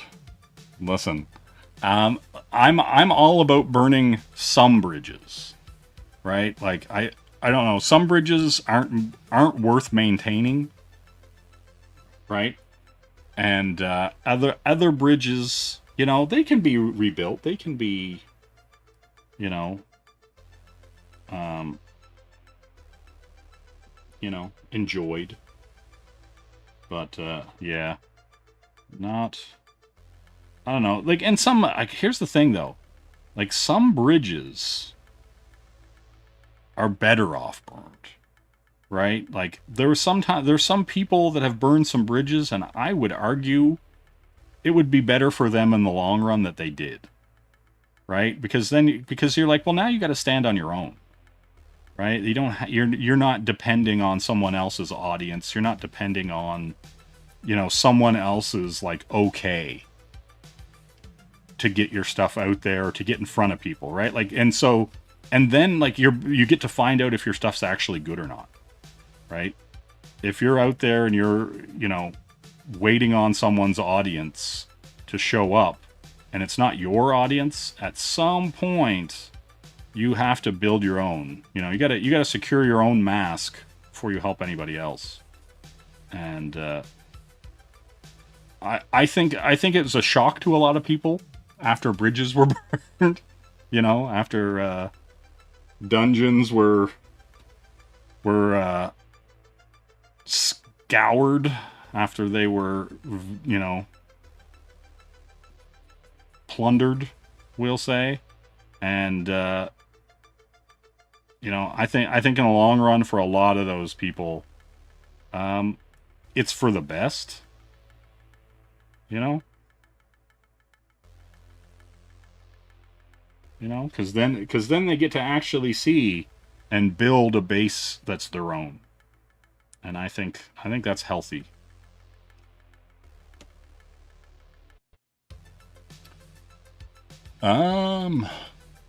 Phil is saying they should reprint the first miniseries facsimile style for the movie come out. Yeah, that would be pretty good. I'd agree with that. Oh, my fridge Delita. That's right. Bunch of fish bowls and fish flakes just working on media. Snark's still here. Thank you, Snark. Lobo was written by someone who thinks they're funny but isn't. So yes. Listen, if you've ever seen Scotty Young talk, he has like a lot of fucking female energy. He's wearing his little knit sweaters and he's just like a gossipy little bitch. Like, fucking Christ. Like, listen, I don't know the guy, and listen, maybe he is a really nice chap. Maybe he's a nice guy, he's a guy, but everything I've seen of him makes me like want to like rip that sweater off him and burn it in front of him. Do you know what I mean? Like, I've never seen an interview or a conversation. Or like when Biz was on getting that interview and then he basically like wormed his way onto the show to promote his book and like talk to Simon. And Simon was like too busy trying on sunglasses to really give a shit. And he was just kind of like, yeah, that character's me. Boy, that character's me. Yeah, that character's just me. And then Simon's like, basically like poo-pooing the book, which I thought was kind of funny, while Scotty Young was like, oh man, I'm such a fan, oh blip blip blip blip blip, and I was like Simon doesn't give a fuck about you, dude. Oh, it's so good. But yeah, I don't know, I just thought it was hokey, and like, I'm just like, you don't worm your way onto somebody's like interview to promote your own shit. Right? Like, that to me is like the most like fucking skeezy bitch-made energy I've ever seen. And I'm just like, get out of here. Just get the fuck out of here. Anyway, long story short, fuck that guy. And I'm good with it. Yeah, we got a good fridge happening here. All right. So yeah, we're freehanding a bunch of like very like shaped objects, but they're in a junk pile. It's all good. Yeah. So it is what it is. Especially when they want to do it again. Yeah, like, to me, like, I don't know. Like, the fact that, like, they didn't say, like, hey, we want you to do a one-shot for this. We want you to do whatever. Right? Like, ask that guy to do work. Like, you don't take a book that he made famous. Like, there's such a lack of common courtesy and respect in the industry.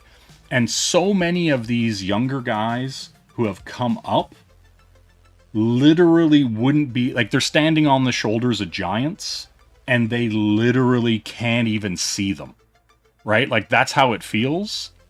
And it's really like that. Like they're standing on the shoulders of these giants and they just can't even see that they're standing on them. And they refuse to acknowledge them, and they refuse to like say, hey, I grew up loving Lobo. And maybe he did, maybe he didn't. Like, because I feel like a lot of these guys who are like, I'm the biggest Lobo fan in the world, I'm going to write Lobo. And then they write it, and I'm like, did you? Did you like it? Because this book does not read like those books.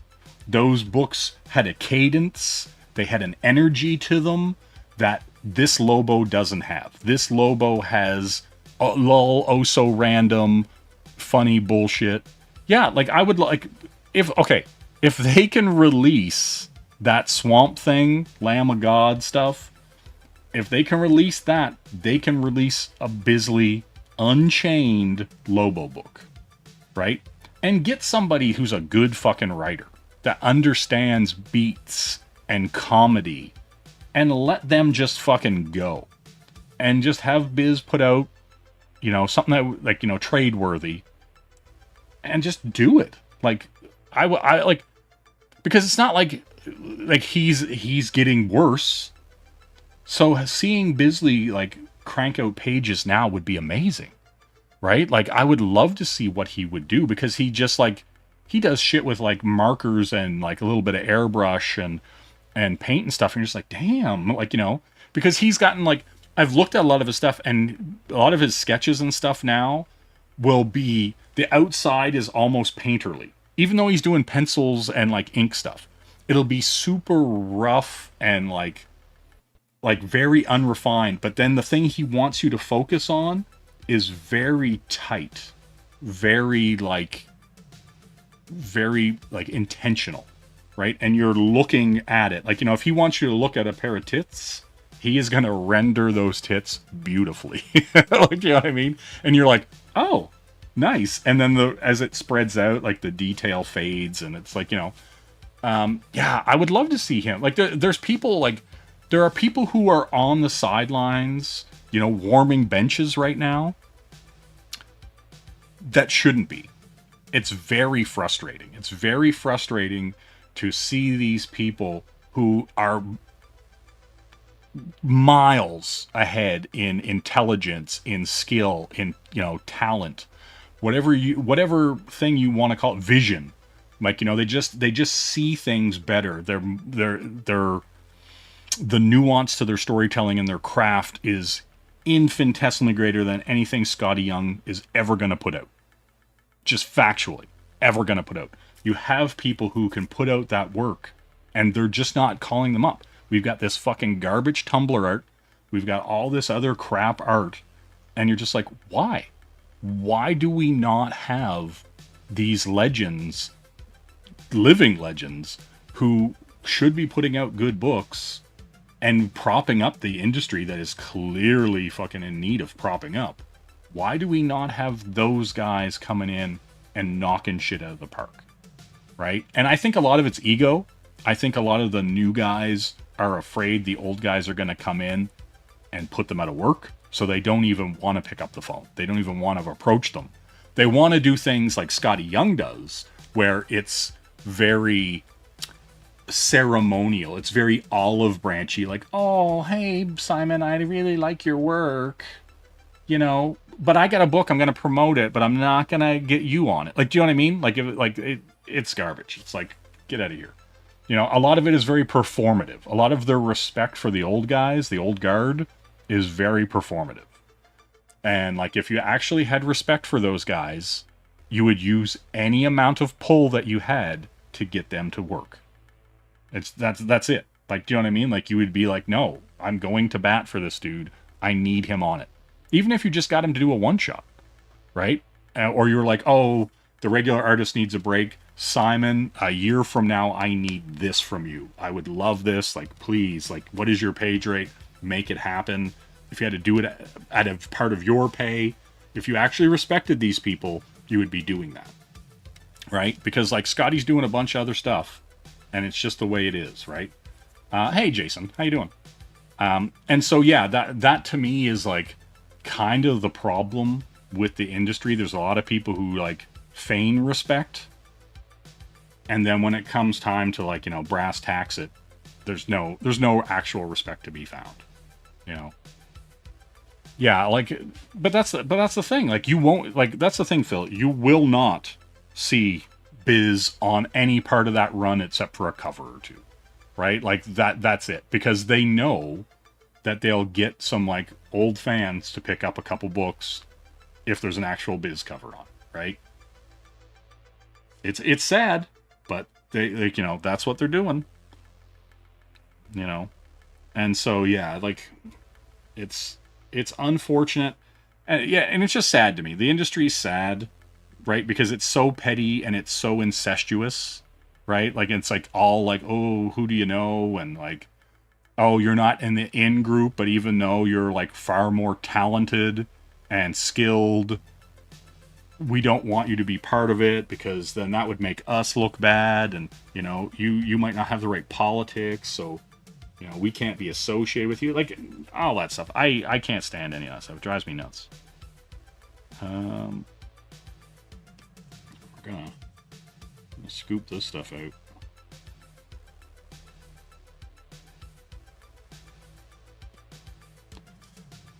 Do. Hey, Oz, what's going on?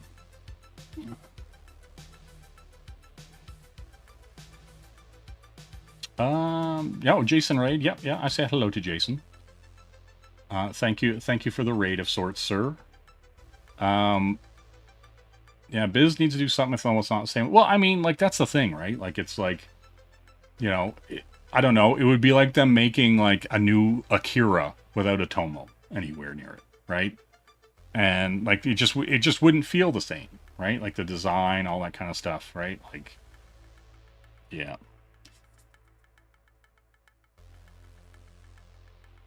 But yeah, that's the thing. That's the thing. Yeah. She can stand on that.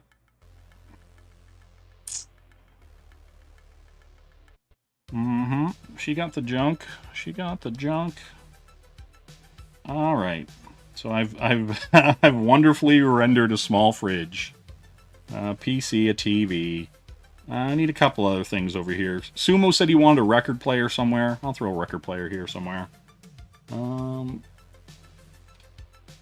I'll get rid of this. I'll get rid of this toaster.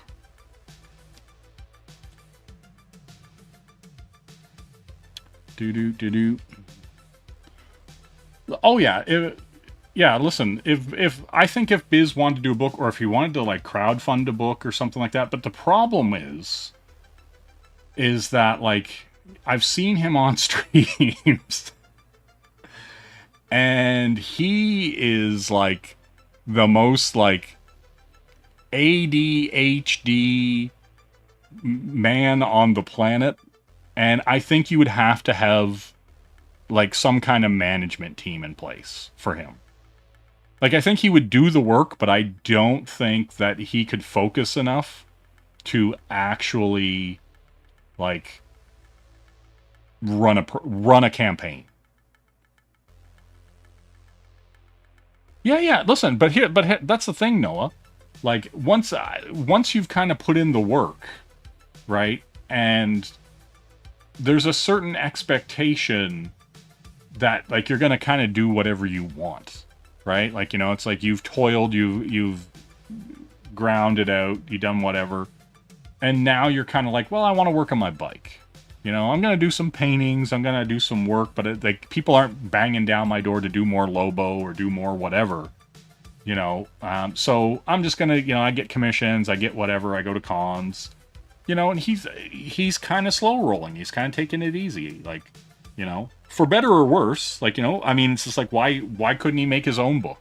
Why couldn't he do whatever, right? Like, and it's like it's the same thing with like a lot of people, you know, who have IPs that are just sitting there doing nothing with them. And if they put out an omnibus or they put out collections, people would buy them. Or if they did new product, people would buy it. But they're not. They're just resting on, you know, riding the coattails of past success, as I like to call it. You know, And so yeah, that's just me. That's just me. I'm special that way, I guess.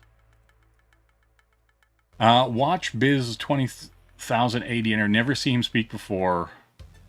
Just a month back, I couldn't believe he was the same dude who did Slain. Well, like the thing is, yeah, Biz spends most of his time deleting Phil's stalker tweets and emails.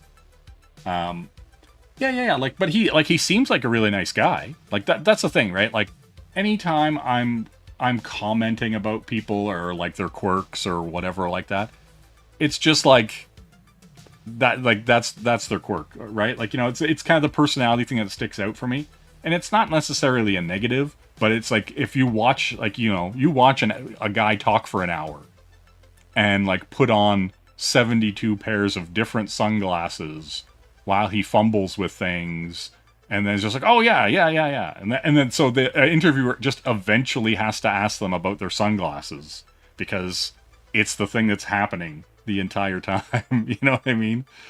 You know, and that's just the way it is. Oh damn.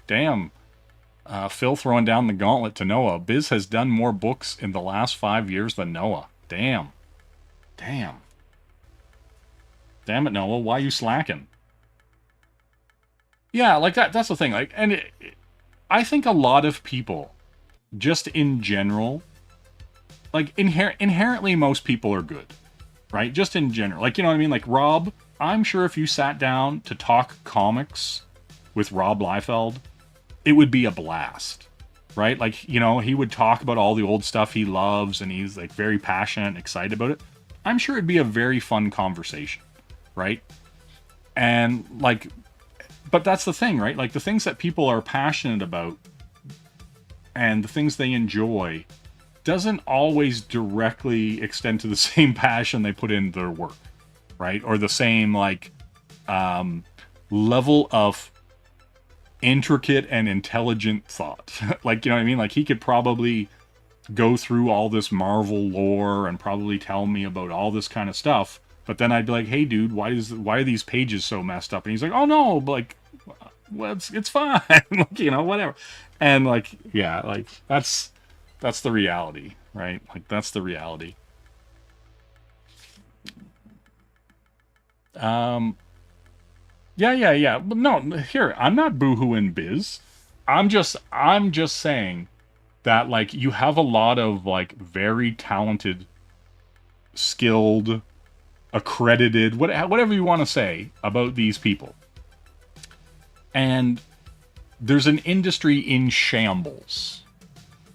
Do you know what I mean? And so if you were actually wanting to, you know, if you could actually put ego aside, and you're running Marvel and DC, you're some of the editors, some of the creatives there, you would be going like, okay, guys, we got to get, you know,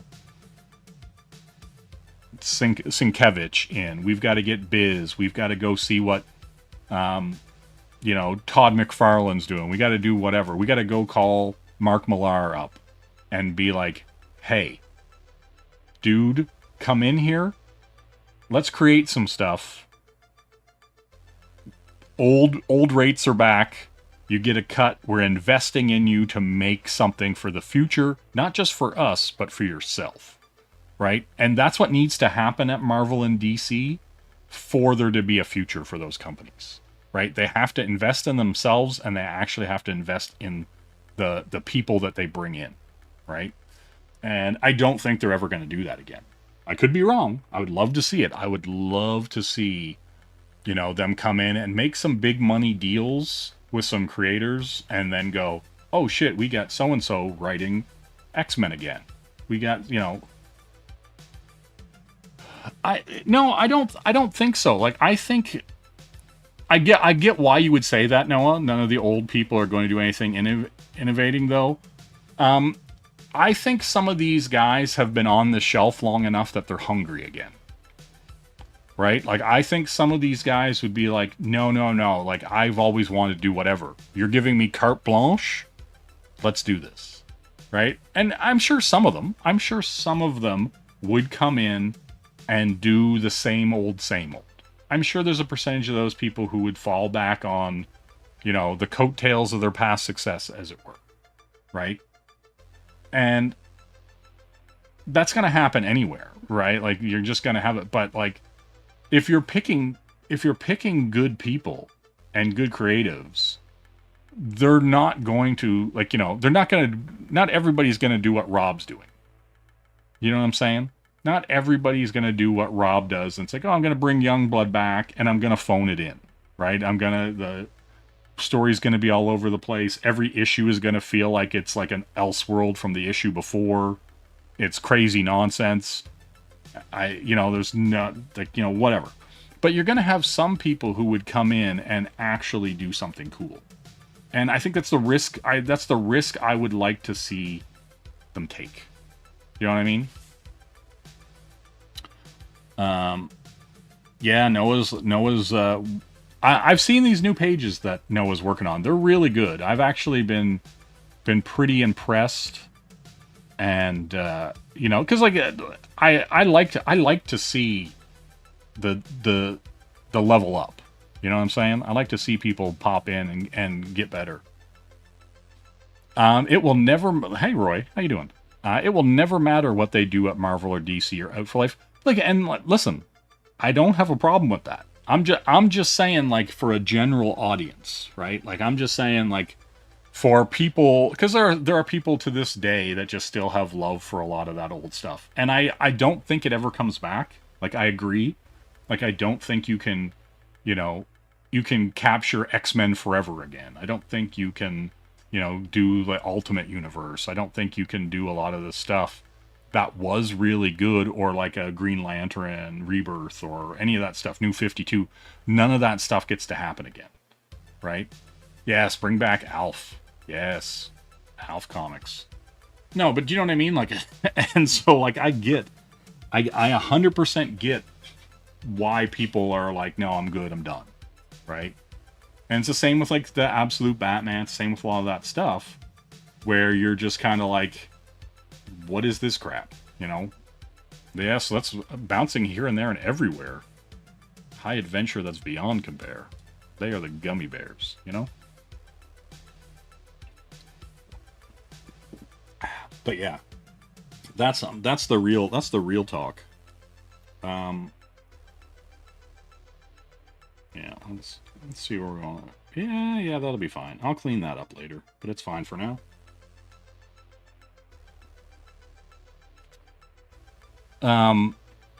More Adventures of Kool-Aid Man. Damn. Marvel and DC are evil globalists that hate me. They know. No, Oz, they want to kill you. They're evil globalists that want to kill you. Let's remember that. Yeah, well, I mean, and that's the thing too, like, right? Like, I would argue that a lot of the comic book industry is being propped up by guys who are just collecting for runs. They're not even reading the books, right? Like, there's probably a decent number of guys that just go to the shop every Wednesday, bag and board their comics, put them in a box, repeat, right? They don't read them. They don't have anything to do with them. They, you know, maybe they get some of their books graded, you know, because the guy at the comic book shop gave them a variant because they come in every Wednesday and buy their books and walk out of it, you know what I mean? Yeah, like the collector that doesn't read is the saddest person to me, right? Like, because you're just putting out this money and there's no enjoyment, right? Like, you're just like, oh, I've got number 12. I guess I'll get number 13, you know? Yeah, it's very bizarre. A1 saying he gets upset when he found out he bought a duplicate book with a different cover. Yeah, that's true too, right? Like, it gets pretty annoying when you're like going through runs and you're like, oh, do I have this book? And you don't recognize the cover and it's like, you know, the B cover of issue 19 and you're like, I didn't need 2 of these, you know? Goy slop tax, yes. Damn all this goy slop. You mean the Avengers book sponsored by Pfizer wasn't looking out for my best interest? No, it wasn't. Predator versus Strangers in Paradise crossovers. Oh, that'd be amazing. Half of crowdfund backers are collectors who don't read. Yeah, like, it is interesting too, right? Like, people like buy crowdfunded books to speculate on them, which is wild to me, right? Because it's like, how long are you what long game are you willing to play that you're gonna buy some rando indie book, never read it, put it in a box or on a shelf, and then hope that something happens down the road with it where it becomes worth something, right? Because like, and here's the thing, like, right, and like, I won't even say a name, but like, there are some people who are selling their art and they're getting like big money for their originals, right? And the people are paying way beyond normal rates for their work, right? And I'm like, you cannot be buying that work in the hopes that it's going to be worth more. Because even if it is worth more, it's never ever going to be worth what you paid for it now, in the hopes that it'll be worth something, right? And that's kind of the thing that's like wild to me, right? Where, let's see, it's more understandable to not crack open a $25 to $30 indie comic. Yeah, see, here's the thing though. If I'm paying 20 to 30 bucks for anything, I'm gonna open it, right? Like, if it was like a $5 book, I'd be like, meh, I could probably read it online or whatever. But yeah, when you're paying money for something like that and you're kind of like going in on supporting a creator because you like their work, and I'm paying $20 to $30 for their book, I'm reading your book, right? And then I'm making the judgment on if I'm going to buy the next book, right? I don't buy anything blind anymore, right? Like, I'm not going out of my way to support anyone based on anything other than my excitement for what they're doing. If you're on a show or I see your pages and I look at them and go, man, that looks fucking good, that story looks cool, I like these characters, I'm going to support you. If you show up and, like, you know, we're best buds and your book looks like shit, I'm not buying your book. I'm not throwing money at you just because you're a nice guy, you know? Because, like, I think giving people and backing books because you're bro's dog is more harmful than it is good, right? Like, if I'm not legitimately excited about what you're doing and I want to see it, I'm not buying it, right? And to me, like, that's the thing, because, like, it's like a false thing. Like, if someone sees that I bought somebody's book, then they might go, oh, Jay picked it up, I'm gonna check it out. And you're just creating this, like, weird cycle of perpetuating a book that's no good when they should be earning those sales on their own, right? They should be earning the excitement on their own. They should be getting good at the pitch. They should be getting good at the promotion and building their own audience, not just from, like, cousins and friends and, like, people who think they're cool on the internet. I would rather you fucking hate my guts passionately and buy my book begrudgingly. Like, do you know what I mean? I would rather that. I'd rather, like, the book look and be so good that you're like, this guy's kind of a dick, but I want to read this. Like, do you know what I mean? Like, I would prefer that over, like, you know, being like, that guy's cool, I'm gonna buy his book. I'd prefer that any day, right? Like, any day of the week.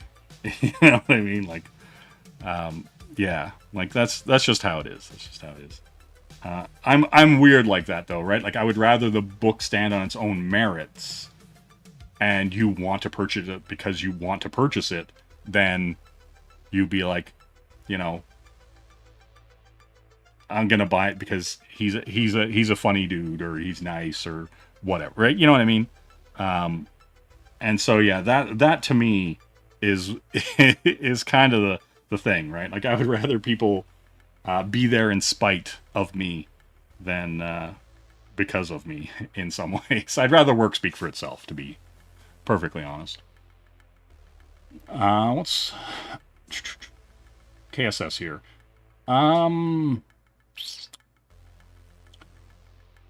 Free market capitalism means you have the right to fail, and sometimes people need. Yeah, I do. Like, I do agree with that. Like, I think that like the market should dictate, and you don't have like you don't have a 100% control. You have a lot of control. You have like a lot of control in how you present yourself, how you put yourself out there, the amount of work you put in, the quality of your work, the quality of your storytelling. You know, all that stuff can get better and better and better and better. And you can get out there and promote. Because, like, you see people all the time who are just like, I just want to make books. I don't want to have to go on shows to promote. It's like, hey, bitch, you're poor. You don't have anything. You have to be your own promo. You have to be your own HR. You have to be your own manager. You have to do all this shit because you're not important. Nobody fucking knows who you are and nobody cares. You have to make them care about who you are, right? Like, you can't just assume that people are going to see you on a screen and see your book for 2 seconds and think it's amazing. You have to put in the work on the streams. You have to put in the work on Twitter and Instagram and all that kind of stuff.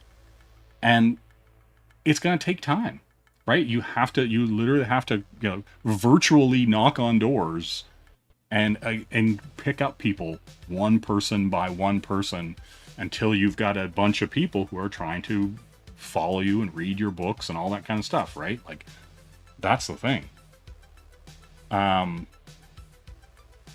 What's this? A1 saying it's wild. But they're seeing all these companies leaving Cali and they just mock them instead of encouraging wealth and growth for the state. Well, the thing is like, it's happening all over, right? Like, any of these places that are getting overly taxed or there's too much crime, all this, there's a ton of reasons why places are leaving, you know, like California and whatnot, right?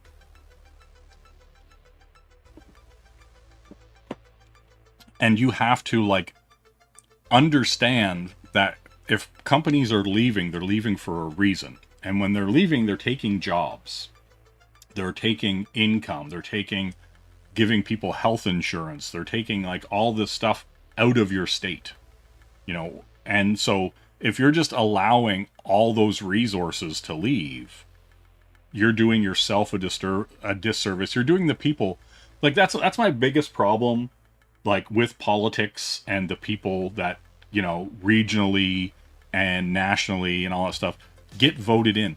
Like, you're voted in because you're supposed to represent the people. You are basically an avatar for the will of the people.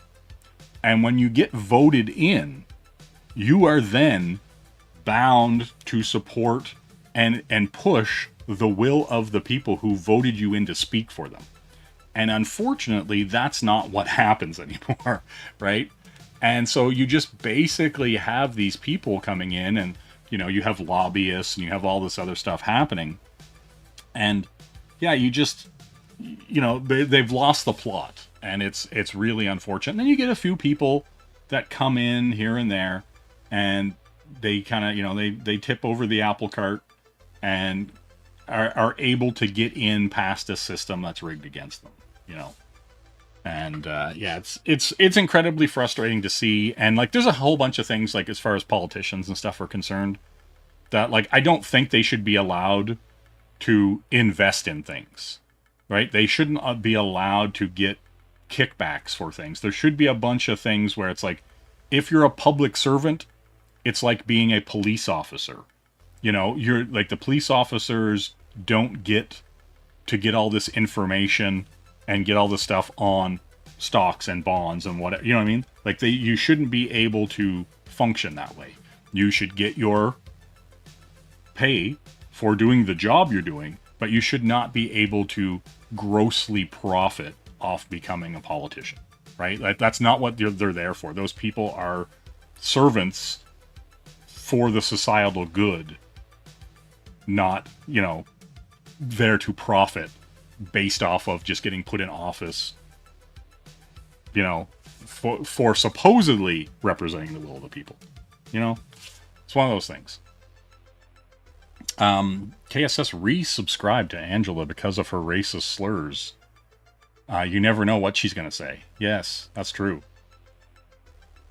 It's K-pop saying here. You also just can't presume every chat has seen who you are. Most places outside your circle. Yes, yeah, like we're literally islands in the stream. You know what I mean? That is what we are. Somewhere in between. That's where we belong. Sail away with me to another world. And we will rely on each other. Ha. You know? From one lover to another. You know? Yeah, like, do you know what I mean? Like, that's the thing. Like, there are so many of these little, like, bubbles and group bubbles that, like, you know, you're 6 degrees away from everybody not knowing who you are.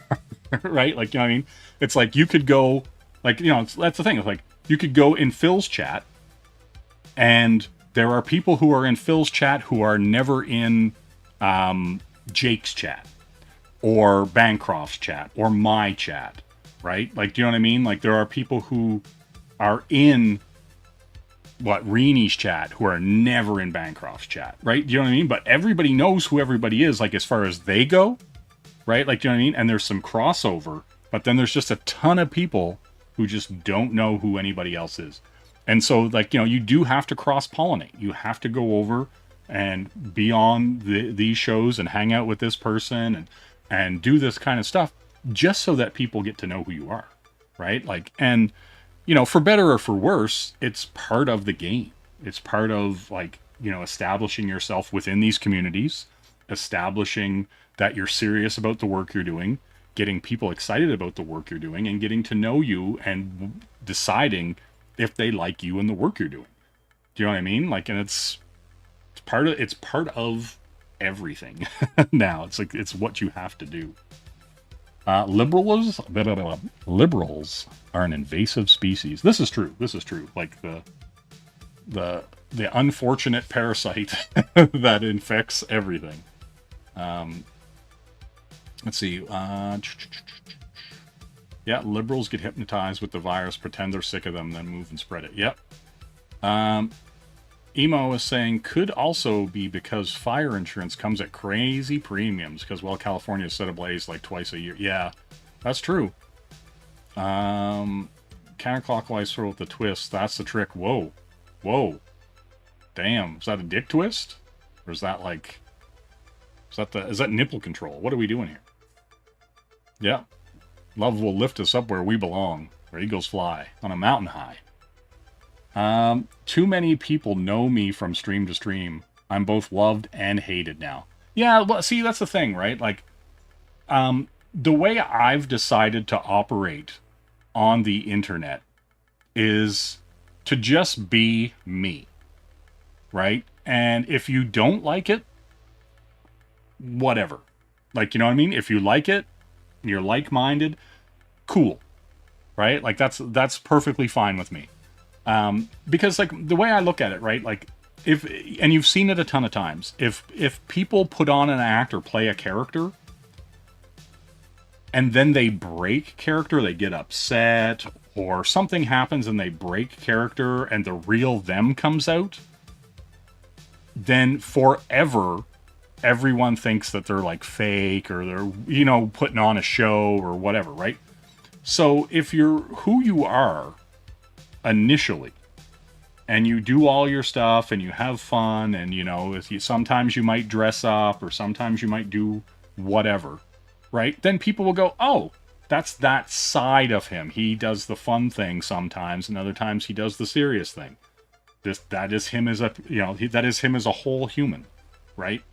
And I think people appreciate the sincerity, the genuine article more than they appreciate somebody like pretending to be something they're not, right? You know, and that's why some people like the crabby, you know, curmudgeon-y person, and that's why other people like the bubbly, poppy person. Like, you know what I mean? And they just fill different roles, and people are entertained by them or fill that spot in their life. You know what I mean? What we got going on here? How did this whole aboot pronunciation start? Took a lot of effort to not take up the accent when I lived in Canada. I don't know. Like, I've been to the States a handful of times, and I've talked to people, and they didn't even know I was, from Canada, right? And then one time, what's funny is one time I was in the States for E3 when E3 was still a thing. I was in California, and I was talking to this guy at a game booth, and we were talking, and he goes, "Are you from Canada?" And I was like, "Huh? What do you mean?" And then he's like, because he was part of the OHL, and so he was like, he was from the States, but he did a bunch of work in Canada with the OHL hockey league, right? And he was just like, he's like, "I don't know what it is, but something you said made me think you were from Canada." And I was like, yeah, like East Coast, blah blah blah. And so anyway, but most of the time, nobody even knows. Right? Like I've talked to people all over the place, and then they don't know. They just go, "Hey." And then the odd time somebody goes, "Hey, you're from Canada," because maybe I don't know. I say about. I don't say a boot. Bout as in a fight. But it is what it is. I don't stress it. I don't care about it. It is what it is. Oh, yeah, Colbert's doing that Lord of the Rings thing. Terrible. You mostly stick to the PG to PG-13 streams. Excess cussing taxes my brain. I apologize. A1, for every single one of my Rob Liefeld re-arted and reviewed streams then. Because I curse a lot in them, and you have commented on that. You said, "Hey, you don't curse a lot, I say sorry, not sorry. I'm very sorry. I don't know. It is what it is, guys. It is what it is. The funny thing about that is even here, most people don't talk like that. My favorite is whenever you see things things on the news, and you're like, wow, they found the most goofball sounding whatever, they kind of like the hosers, eh? And you're just like, oh my god, but it is what it is. I probably smell Canadian. I like maple bacon musk, Sumo. I smell like maple bacon musk. Yeah, whatever. God damn it, Cassins. He does the fun. God damn it, I will cut every last one of you. What do I call ham? Ham. There's bacon. There's ham. There's honey ham. Ham hocks. God. I got a really nice peppered bacon in my fridge that I'm thinking about. Eating. That's all.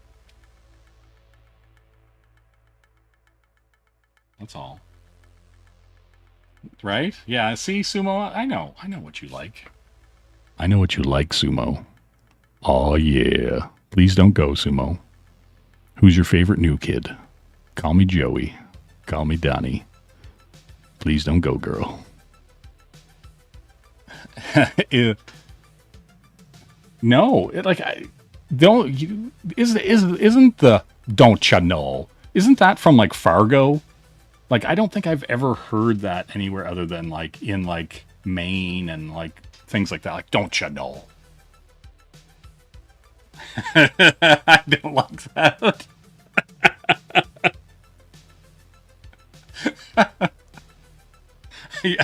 Are you sure, Sumo? Because I know all kinds of people who like that. I've only ever knew one Canadian guy who said "a" at the end of each sentence. His name is DJ. You know him, Jay? No, I don't. Yeah, Minnesota. Yeah. Yeah.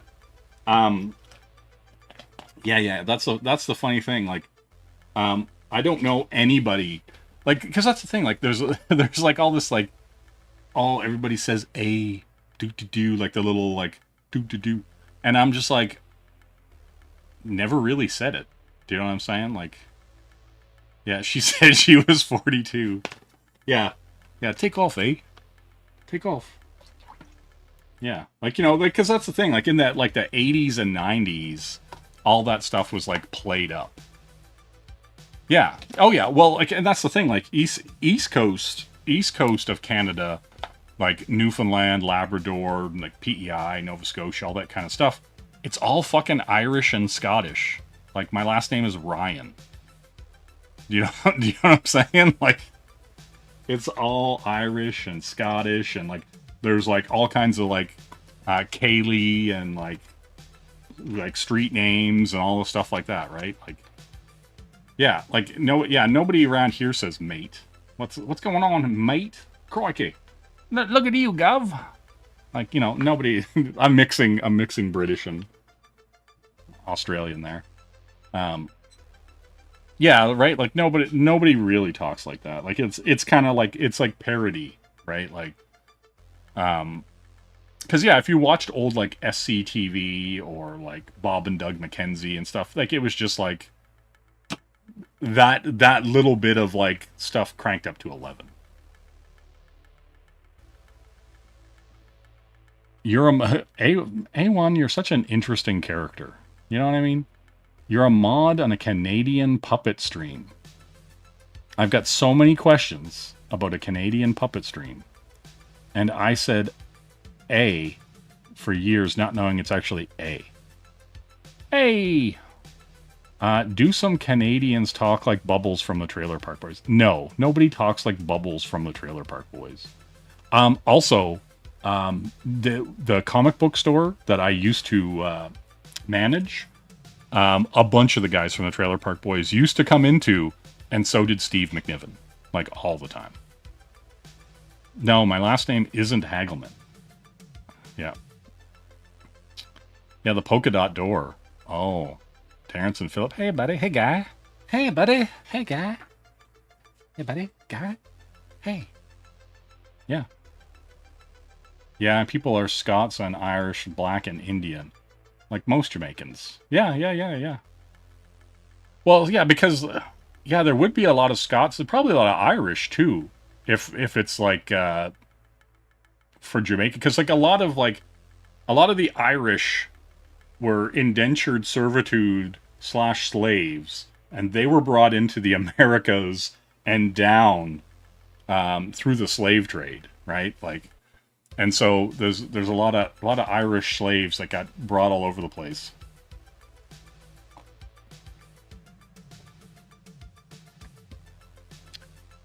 What's the deal with the red-green show?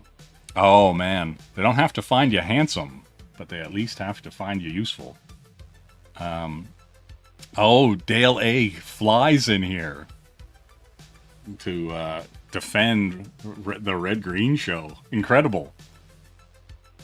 Jay, I tell people that used to star on You Can't Do That on TV. Yeah, it's okay. Yeah, you can't do it on television. Yep. Jay is a Jamaican me crazy. God damn it. Listen, Sumo, listen, what do you want from me? You know? If I sat here and did a quiet storm kind of stream, people would be like, he doesn't talk to us. He doesn't engage with the chat, you know?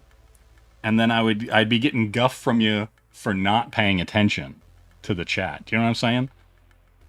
So, what do you want from? What do you want? I'm just gonna spin around like Jennifer Love Hewitt. What do you want? What do you want from me? You know? That's all. That's all I'm gonna do. Just how it is. Just how it is. You know? Maybe a little ambient shade there. You know how it is. Is it true they throw Captain Crunch at Canadian weddings? No, they throw rice. And at any Canadian wedding that I've ever been to, it's like rice. I've never even understood that practice. To be honest. To be perfectly honest, like, Why are we throwing rice, like, in Canada? Like, why is it not potatoes? Why is it not, you know, why is it not potatoes? Why are we not throwing, you know, just big, hearty potatoes at people? You know what I mean?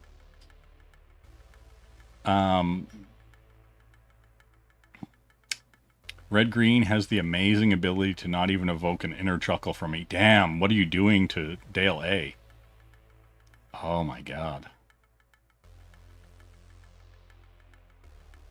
Guff. Listen, the guff's the real stuff. Slaves fought for the Canadians in our revolution only to become Canadian slaves.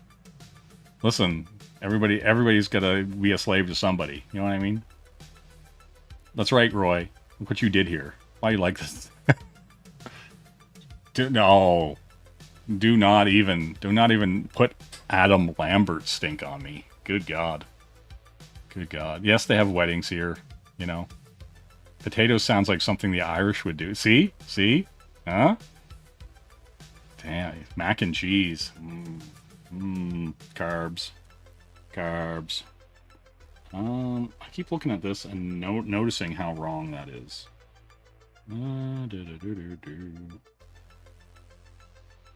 You know? Since I'm just free balling.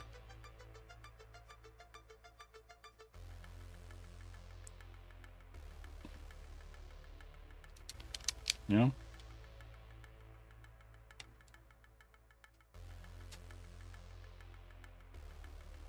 I think it's too high. I think that's what the problem. Visually. Yeah, John Candy was great. Kidding me? You're welcome. Yeah, like, that's the thing, though. Like, the vast majority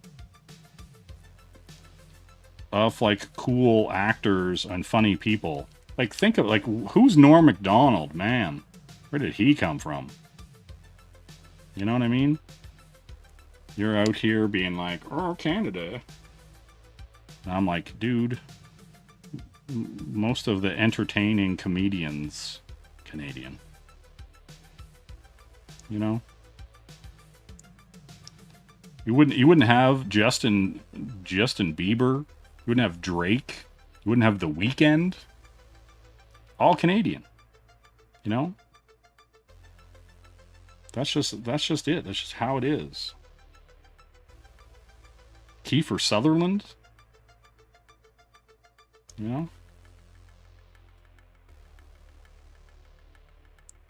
This is just...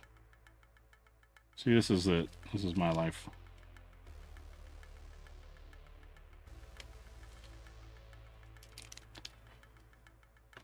You're never high and you love Kids in the Hall. Yeah, Kids in the Hall is great. Yes, Kids in the Hall is great. Also, there was Four on the Floor. What's the other one? There's a bunch of great Canadian, like, comedy troupes.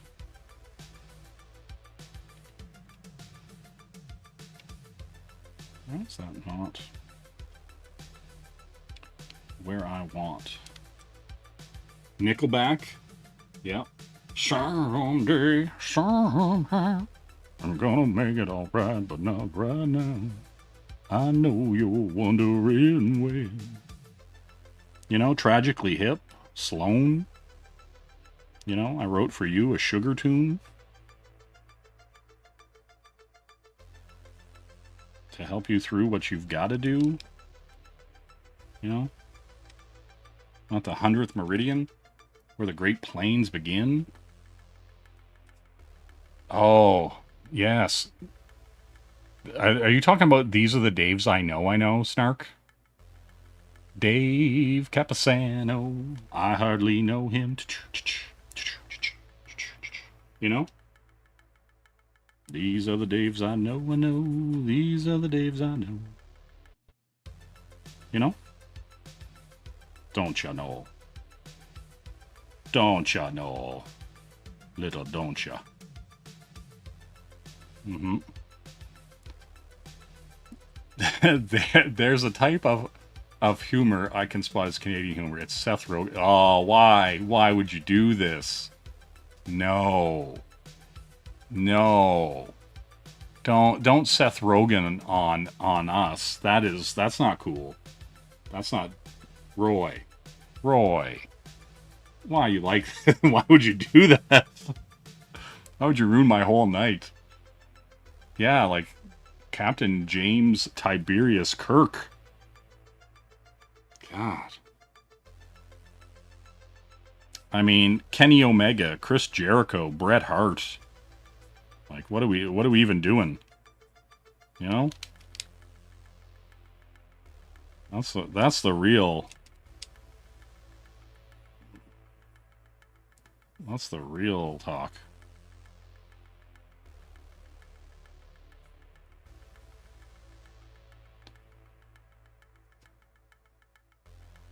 Drake looks like your youngest brother. Still lives up around Toronto.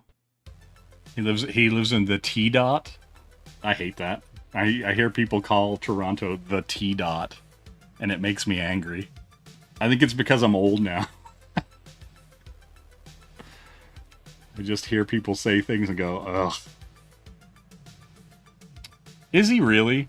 God damn it. Maybe I knew that and just like blocked it out. You know what I mean? Just said to myself, no. Let's not do that.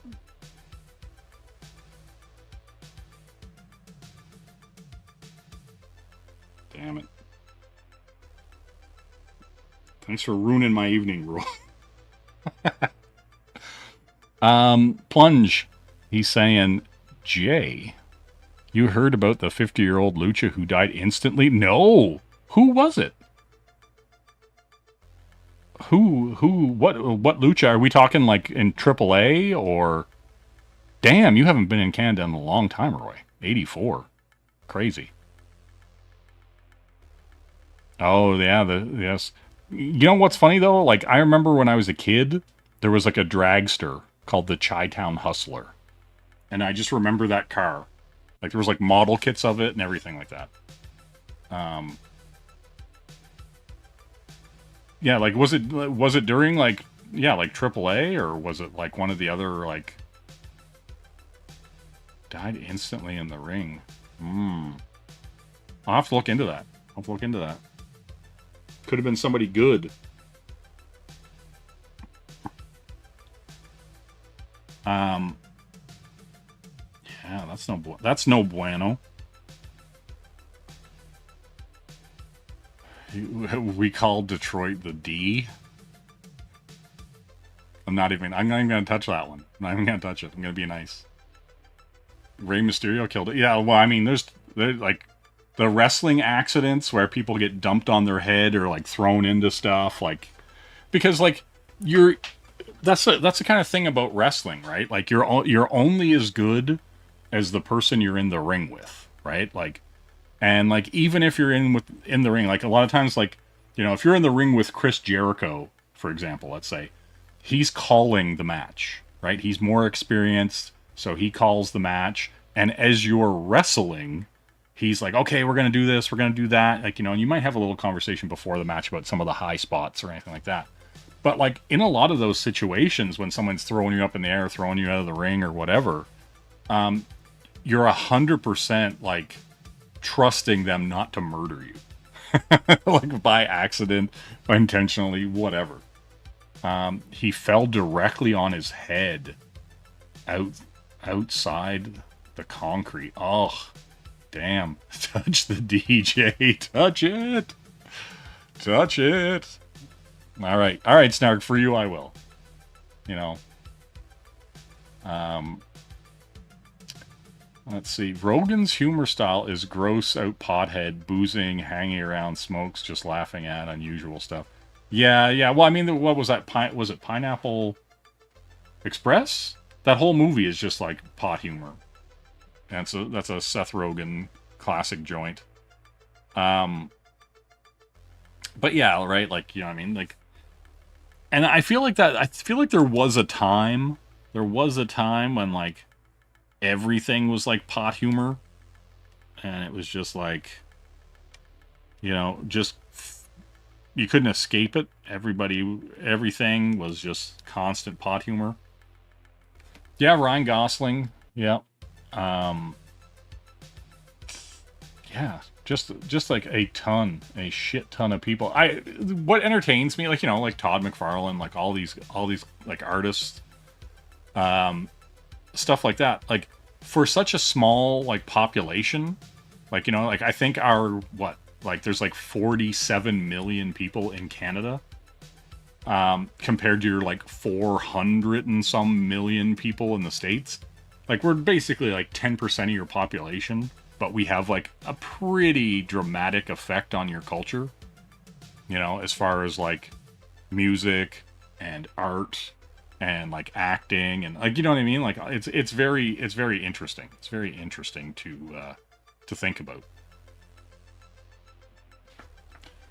You hate pot humor because you have absolutely zero tolerance with drugs. Yeah, like that's the thing. I'm not.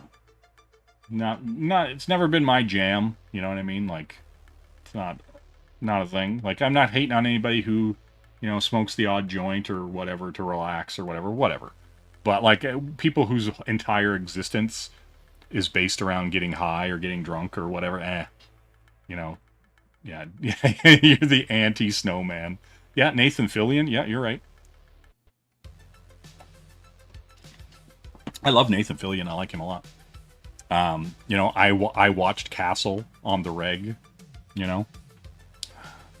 I also think it was a shame that Nathan Fillion never actually played Nathan Drake in the film. Because I'm just like, the character was essentially based off him anyway. Right? So, one of those things where things just did not work out.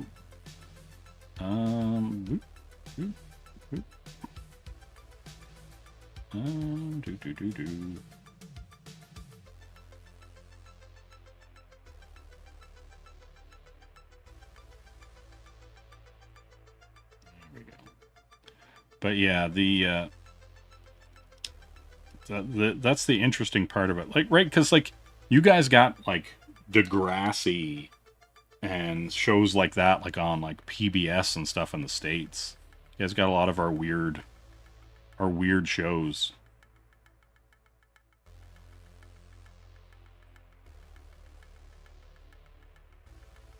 Which is funny, right? Like, you know, and I assume you guys all got like Anna Green Gables and all this stuff, right?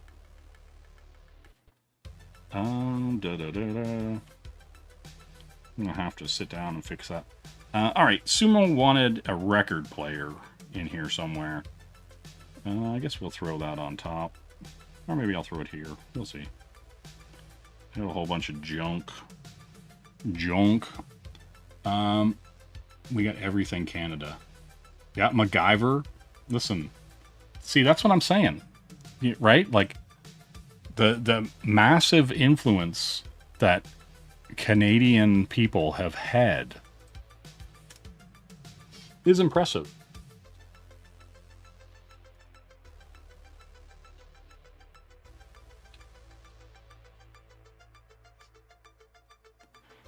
You know, that's just me. I'm not here to speak out of school. I want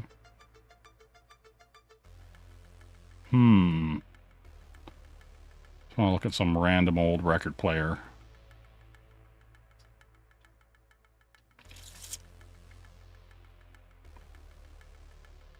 I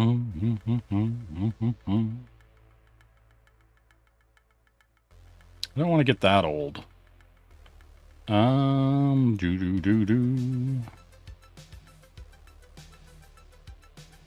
I like that one with the TV on it. Anyway, it's not what I'm worried about. You know? Canada is kind of dreary, or was when I lived there. It's a good motivator to try real hard to get out of there. Either that or work a crap but good paying job and just work for the weekend. Yeah, I don't know. It's like it's been very warm and nice here. I'll tell you that. You know, and the summer gets crazy hot. Like, you know, high 40s sometimes, you know, which is like what, like 95 or 105 Fahrenheit, you know. Hardcastle and McCormick, yes. This is true. This is factual. Hey, I want to look at the thing that I want to do here. All right. I'm just sketching. Oh, I'm just sketching rectangles. I'm just like, and still most of this is me just fucking around. Where do I want to go?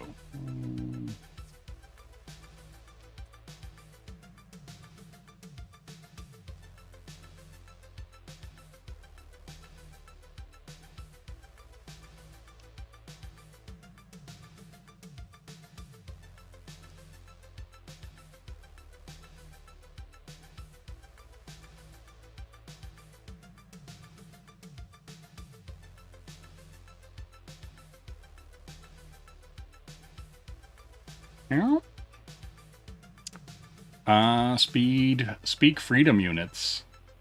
Well, yeah, like I said, like 105 Fahrenheit. That's freedom units. Is it not?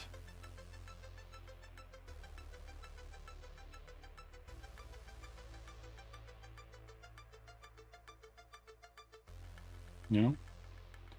We all love the freedom unit.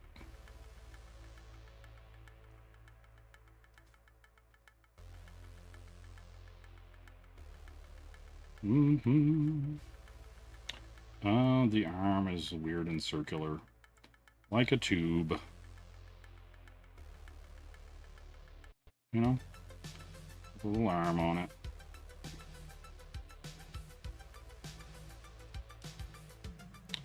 And this little circle, the little knob. You know?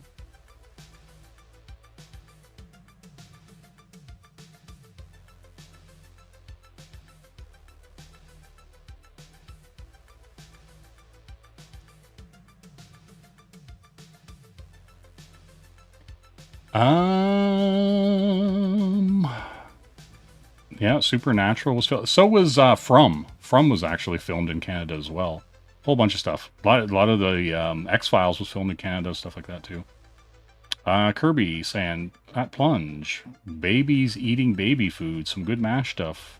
For me, nothing. I got a watermelon drink. Just blended what... Oh, that's good. Roy here, used to tell people about the temps in the summer, but people thought I lived in the frozen... Yeah, right? Like, that's what's funny, too. Like, all the time, people are like, you must have a lot of snow. And I'm like, for like 2 months of the year, there's any amount of snow. You know, and it's usually January, February around here, where there's any amount of snow. Like, most of the time, you don't see much in the way of snow till maybe a little bit in November.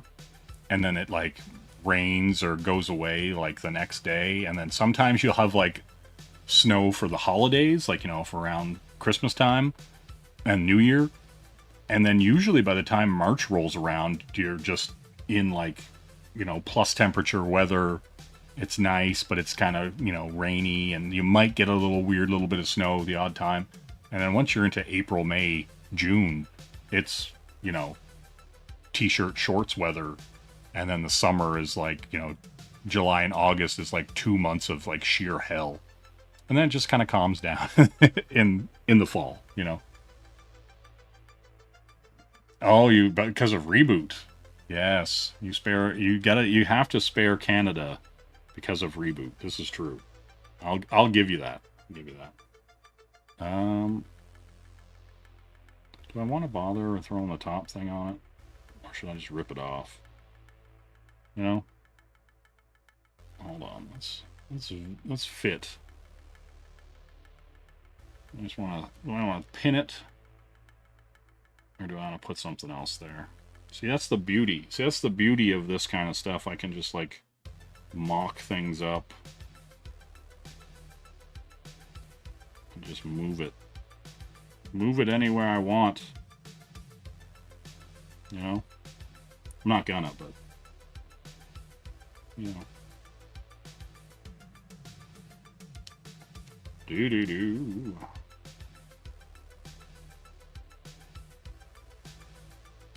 Okay, we got Galley. And now that I can firmly plant her other foot on there, it'll fit.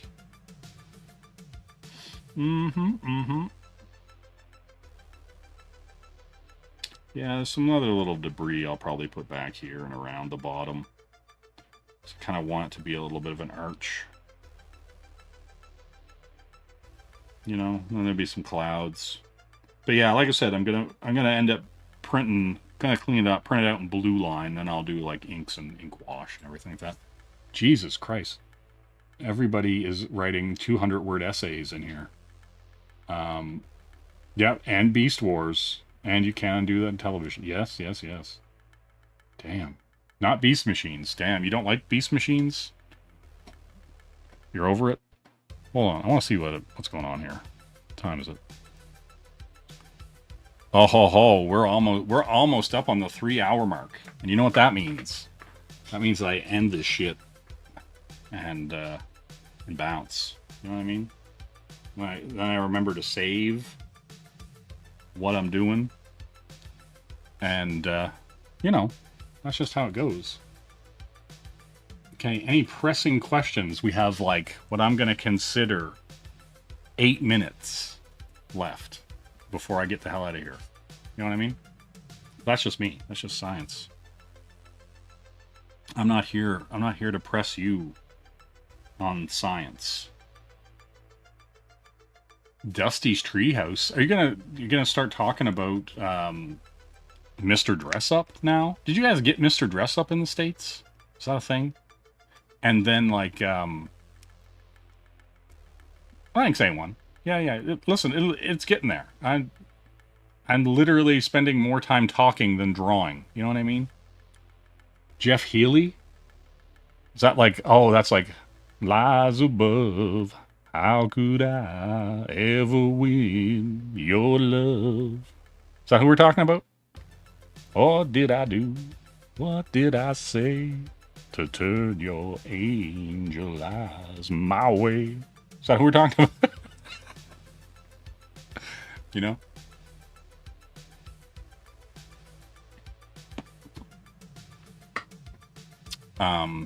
Yeah. Mm-hmm. Yeah, Mr. Wizard yelled at those kids. He hated those kids. He hated the bands they like.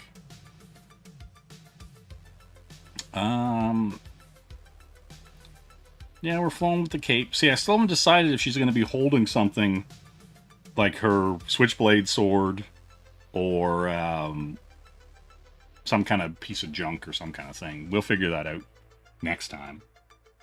Was Beekman's World? Yes, probably. But also, like, oh, what the hell's the show? Mr. Rogers. Mr. Rogers was, like, filmed and done up here, too. You know. Friend of Roy's from high school's lead singer for Ozzy Osbourne's ex-guitarist Jake E. Lee's band Red Dragon Cartel.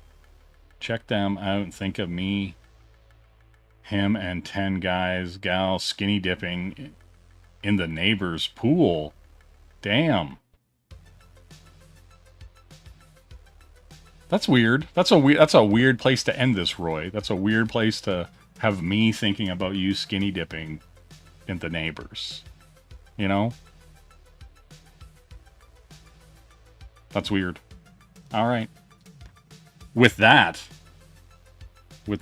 said, I'm going to call it a night. You know what I'm saying? I'm going to call it an evening. So have a good night, everybody. I'll see you next time.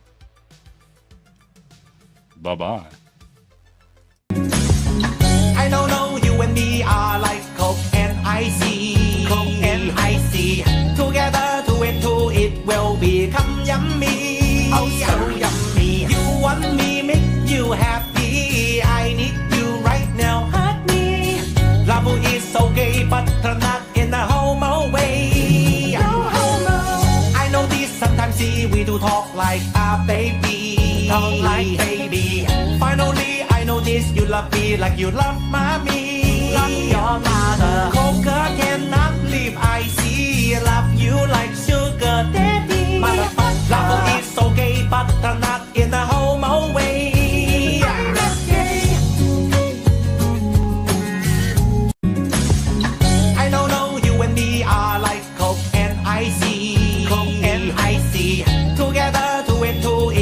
will become yummy. Oh, so yummy. You want me, make you happy. I need you right now, hug me. Love is so gay, but not in a homo way. No homo. I know this sometimes, see, we do talk like a baby. Talk like baby. Finally, I know this, you love me like you love mommy. Love your mother. Coca cannot live, I see. Love you like sugar daddy. Motherfucker. Love is so gay, but not in a homo way. I'm not gay. Women.